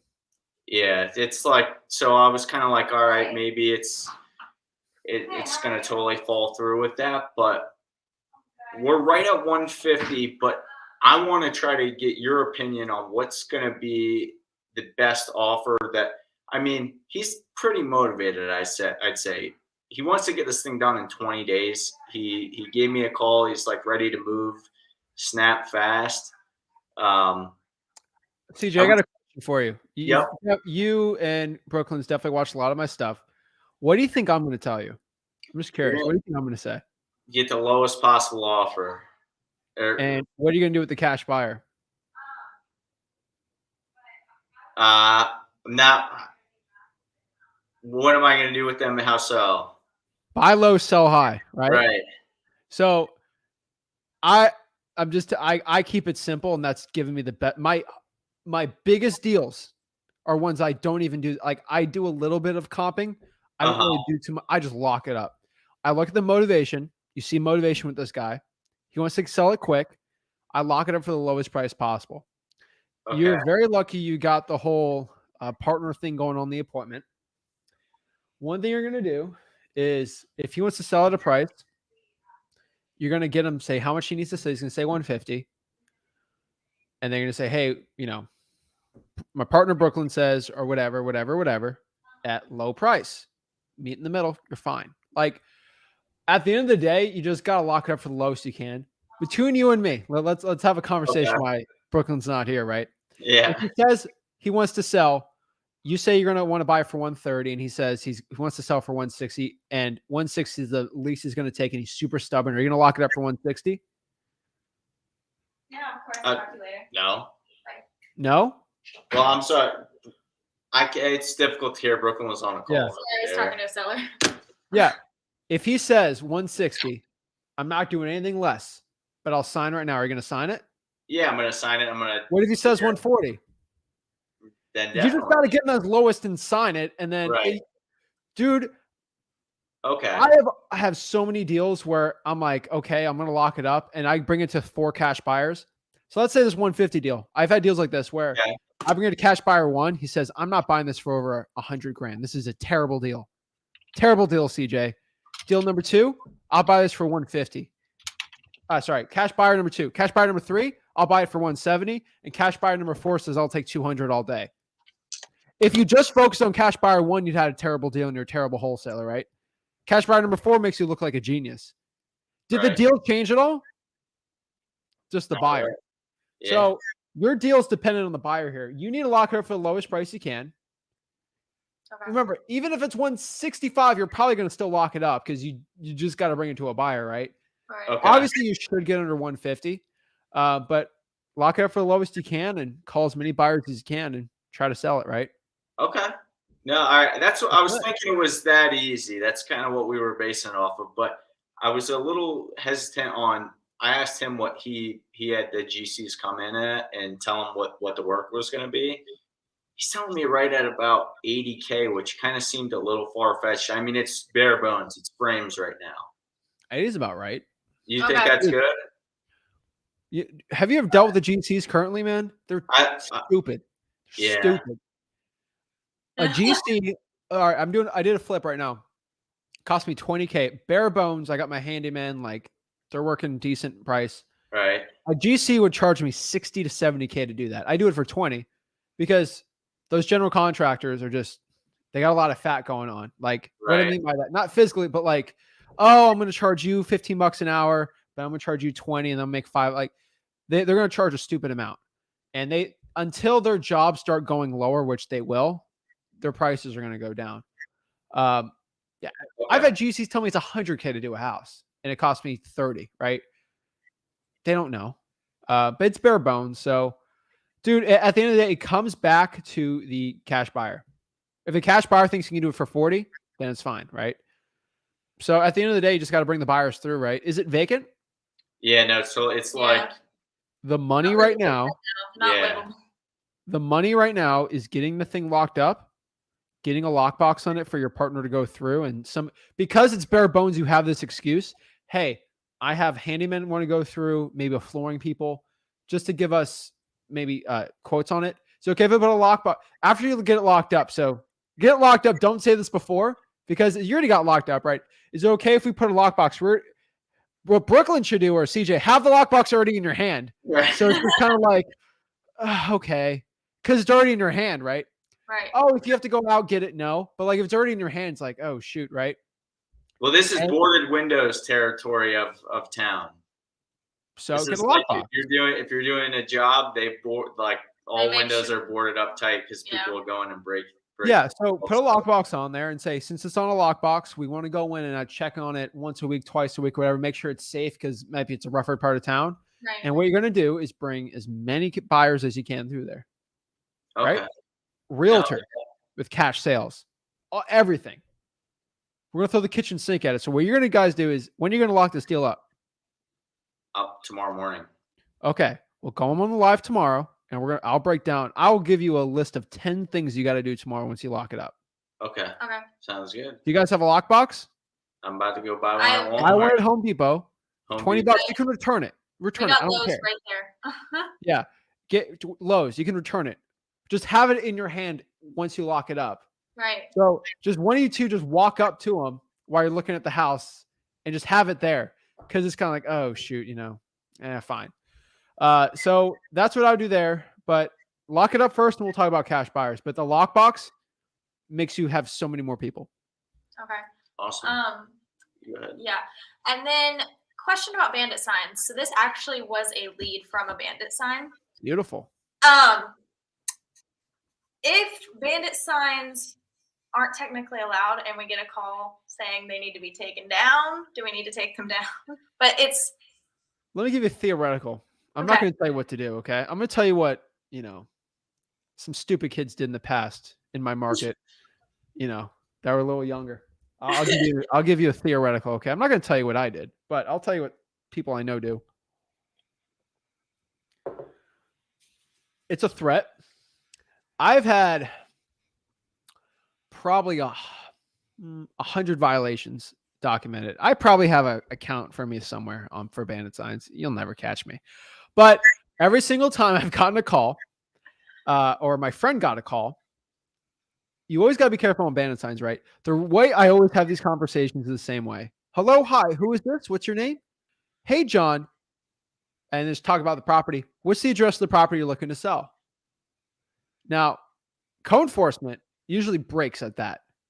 They don't play those games. I've had code enforcement officers after the 10th call do this to me. And I've always done this. I never give my name or my info. Okay. My name is Brooklyn. My name is CJ. What's your last name? My name is Brooklyn. My name is CJ. Okay. My boss doesn't let me give my personal information out. What's your name? John. What's your last name, John? Why do you need to know my last name, CJ? Well, to see if you're the owner and get information about the property. Oh, well, my name's blah, blah, blah. They won't do it. If you can catch code enforcement giving you fraud saying they're John Smith who owns this house, they're in more trouble than ever. Right. Well, code enforcement will never give you a fake. They'll give you a fake first name, last name, but they'll never give you a fake property address and then a fake first name, last name, because that's fraud. They're defrauding you and pretending to be somebody who owns a property when they're really not. Oh my gosh, you could have an easy lawsuit right there. Right. So that's always the thing. Get the first name, last name, and the address. If someone refuses to give that to you, first of all, they're not motivated enough. Right. And number two, they're probably code enforcement. And we're going to ask, hey, this is code enforcement. Who is this? CJ. CJ, what's your last name? My name's CJ. What's the company you work for? I get band signs. Hey, who is this? CJ. What company do you work for? Well, I'll go ask my boss. We just buy houses. My name's CJ. We buy houses. And they'll be like, well, CJ, do you have a boss or a manager I can talk to? No, I just get the information and I just email it out. Well, can I get their email? Well, or do you look to sell the house? I'm going to get in trouble if I give them an email and no one wants to sell their house. Okay, fine. Always say that and I've always done this too. No, sorry. My friend's always done this too. I might have done this in the past. When code enforcement calls me, I always say this. It's like, I'm just working. Like, I'm just a guy answering the phones. Like, why are you trying to nail me? Like, I'm just the guy answering the phones. I don't even I don't live nearby. Like, why? Because they're going to be like, well, this isn't the guy. Right. Right. And that's the thing. Hey, those are some quality pointers, my man. That's why we tune in all the time. Because the reason why I say that is because there's people that call me and says, I gave my first name, last name, my address, and my information. Now I have a $1,000 fine. What do I do? I'm like, why? So if you do that, you're fine. Hey, man, we appreciate it. Yes. We're going to let you know how it goes tomorrow. Let me know. Okay. Sounds good. We appreciate it, Zach. Have a great one, guys. You too. Awesome. All right. Next here we got Anna. Hey, Zach. I've going? been messaging you on Facebook Messenger, but I haven't heard from you. I know you're super busy. I got a property. I got a property and I don't know what to do with it. I want to JV with you. I know you sent the link, but the thing is that this is a broken down house on a 4.19 acre of land. And what the lady wrote to me, I'm going to read it to you, is approved for 20 independent homes. The plans are submitted, reviewed, and approved by the city. The lot was deforested and existing home is being improved. You can let me know the offer. We can talk if it's in the price range. Are you a buyer or realtor? So basically, I told her I'm a buyer, but I don't know what price to give her because last year she purchased this land for $1,135,000. That's a big number. Yes, it's a huge number, but it's approved for 20 homes by the city. I mean, should I be going into it? This is my first deal, or should I stay away from it?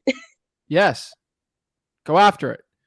So they bought it for 1.3. You said 1,001,035.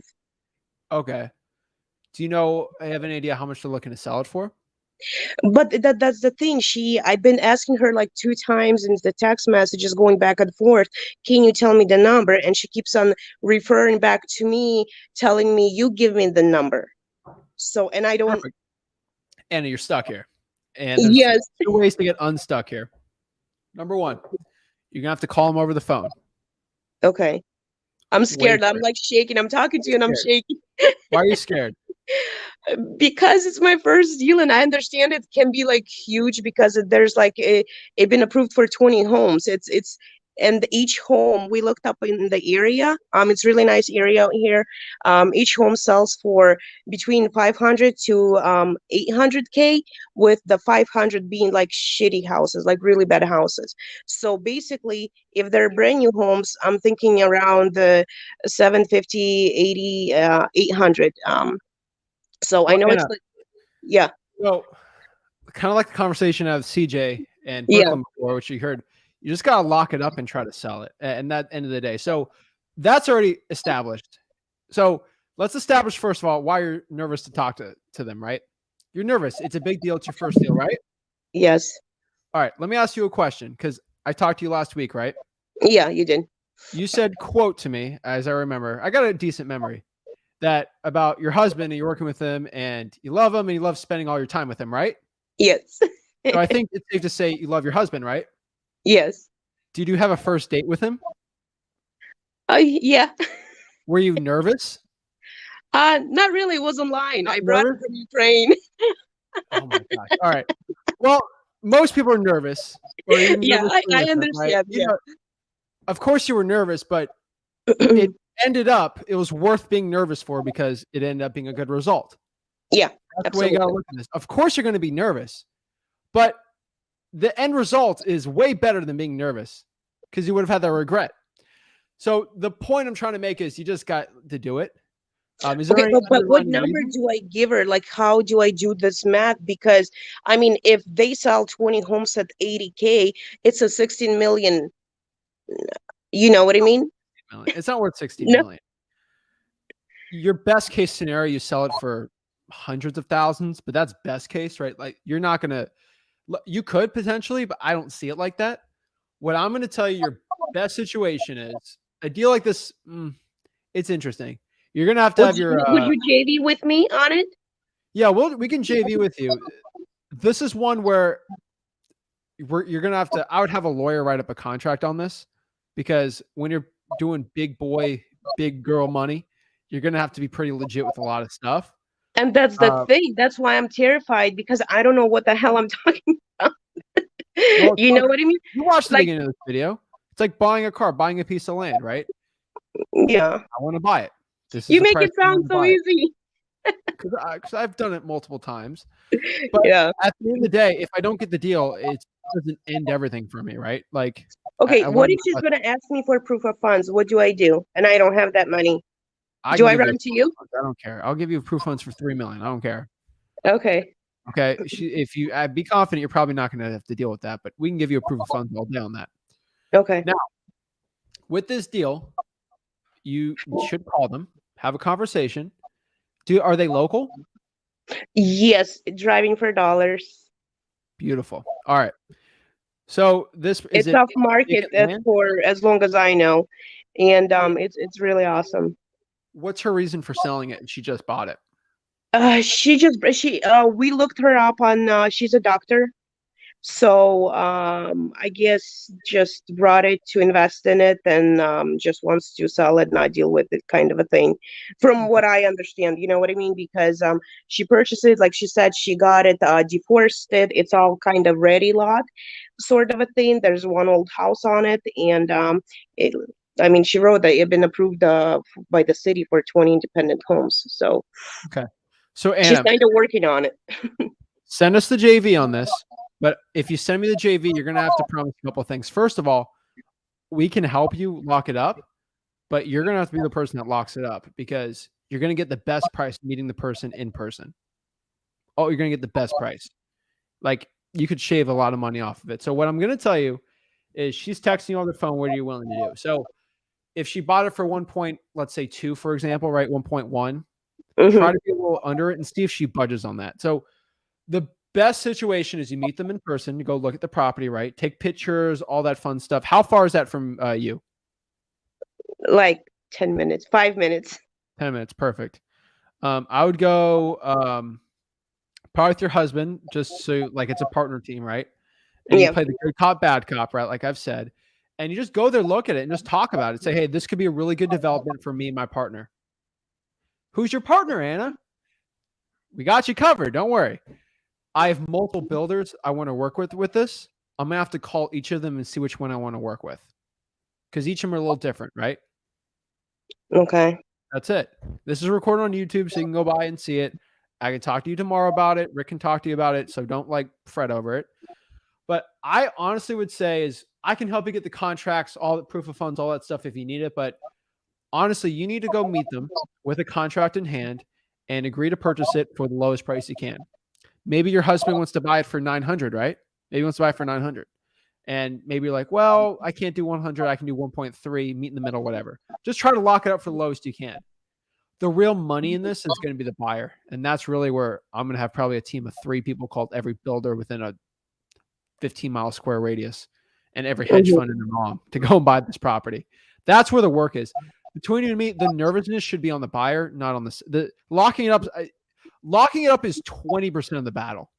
So I wouldn't even be But nervous. my biggest thing is like I don't, because there's a lot of potential in it, and she brought it for 1 million. Like, what do I offer? I mean, I understand. So basically, go offer her less than what she purchased it for. Correct? Yes. Okay. And if Market conditions she's have going to changed. say, and if she's not going to be texting me back, ask her why she's Call not her. texting. Call her. Okay. Do not text her anymore. Call her. Call her. Okay. Call her. I'm serious. If you're serious about buying a car, you're not going to be you could text, but like you'd probably call if you're more serious asking questions. So I would call and try to do this ASAP. Can you call for me? I'll give you the number. I mean, if you send it, we can. I can probably do it. Yes. I'm Zach, I'm terrified. I'm terrified because it's a big deal. I don't want to screw it up. And I'd rather JV and get 50 off of it, than let it slide between my fingers and not have it. All right. And how about this? I'll call. I'll make a video on this, record it for everyone. And then I won't post it though. Okay. Okay. Yeah. But guess what I'm going to do on that call? I'm going to set up an appointment with you and your husband to go meet them. Okay. And then you're going to lock it up. Awesome. Okay. Oh my God. I'm like, but what did I tell you? Locking up is 20% of the battle. I probably have to do 1,000 cold calls to even find a buyer for this, but it might be worth it. At the end of the day, a buyer might not even want to deal with it. Okay. But it might seem like a good deal.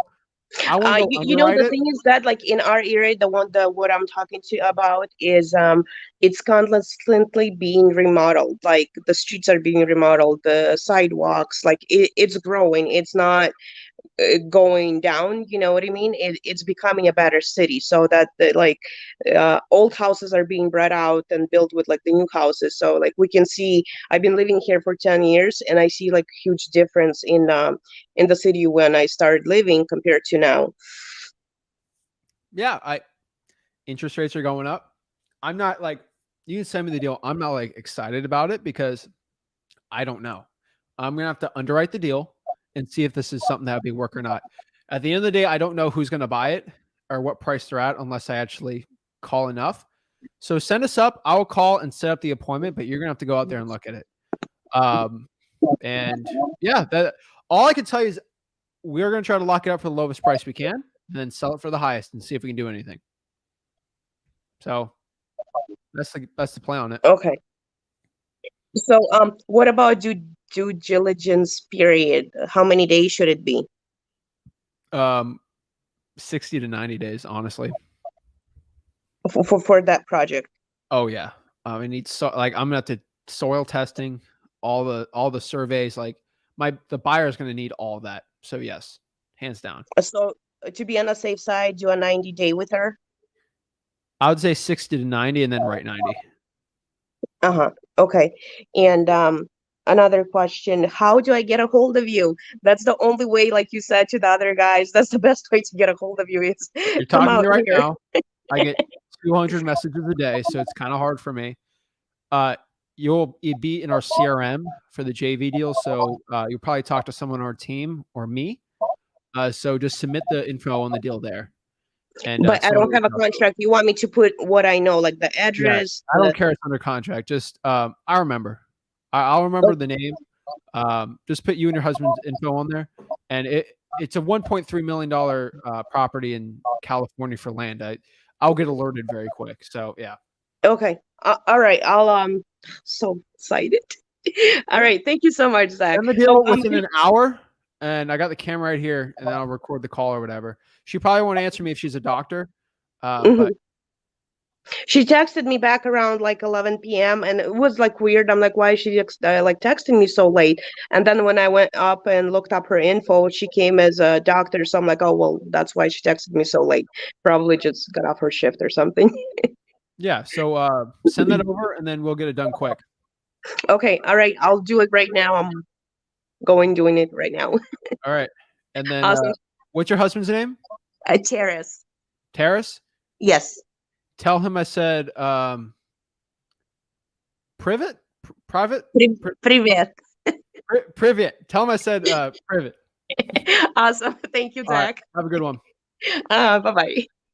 I'm trying to learn to say hello in everyone's language, but that's, I think, hello in Ukrainian. I hope I said that right. Whatever. All right. Jonas, what is up? What is up?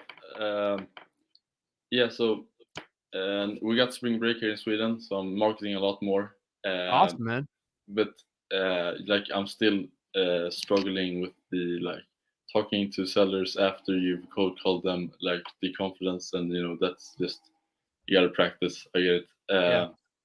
But so with the land in Georgia, like last time I talked to him, I said, okay, I can give you a 5,000 earnest money deposit, and I can, you can probably sign the purchase and sales agreement at the title company. So I'll just screw the pooch on that one.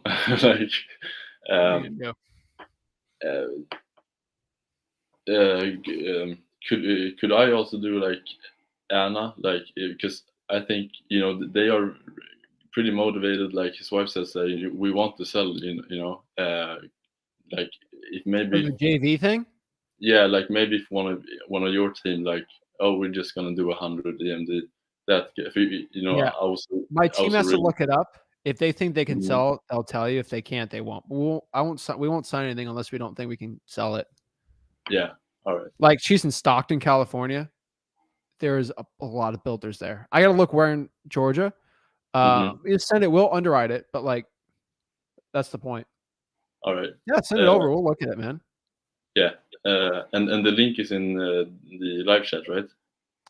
Yeah, I gotta put in the description, but just go to freewholesaling.com. There'll be a JV with us on the top, and you just click there. Yeah, really nice. And also I have some quick questions. I'm trying to stretch my budget a little bit more, so I've switched to PropStream script tracing. That's good. That's bashment. Yeah. I want to request the water list, the water shut-offs. I'm pretty sure that they're gonna find me, because it says like there's a really big disclaimer that they do find people. Maybe like, I don't know, a couple of bucks, but what address should I write? Because I don't want to go to some. Should I just write my address in Sweden? That's gonna be a tough one. I would find a local wholesaler and use their address. Just being honest. If you get it from Sweden, because you're technically not a U.S. citizen, they're probably gonna like find a loophole around it. Yeah. So and the filters on PropStream for cash buyers, do you just put cash buyers and then like recent sales within the last year, or so I like to go by cash sales, filter, sale date, past month. That's my favorite. Oh, okay. I like to filter for like a vacant land. I'll go by vacant land, right? I can play with all that, right? That's what I like to do. And is it normal to when you have 200 contacts, like maybe just 10 people answer and like 5 of those were the actual homeowners? Or yeah, sometimes it depends on the skip tracing, but yeah. Okay. And yeah, that's all. Thank you so much. Awesome, man. Thanks, Jonas. Thank you. Have a great one, man. Awesome. Let's see here. Any questions we got? We're going to the chat really quick. She says she spoke with Zig Ziglar on a stage. That's pretty cool. Polo, what question you got? Let me know. Or Palo, sorry. Wholesaling also is for real. That's how you join on here. Diamond says live was very informative. Thank you. I appreciate it, guys. Yeah, let's go see if she can send, if Anna can send that deal over. We'll see if we can lock it up. I'll keep the cameras hot on so we can see if I get this thing locked up. But yeah. Orange County, probably no. not the biggest fan of that.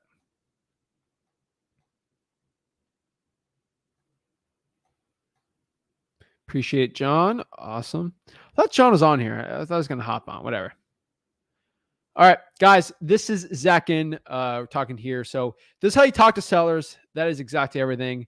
Appreciate it, John. But guys, if you want to get started in real estate wholesaling, this is the time to be going at it.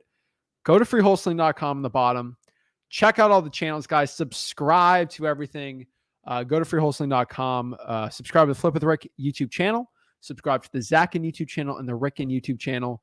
We're making originals coming out for the Rick Ginn and Zach Ginn channels. So that's going to be pretty cool. Wholesaling Analysis for has got their clips going. So we're getting it done, guys. Let's go. Guys, if you got any value, smash the like button and subscribe, and see you guys tomorrow.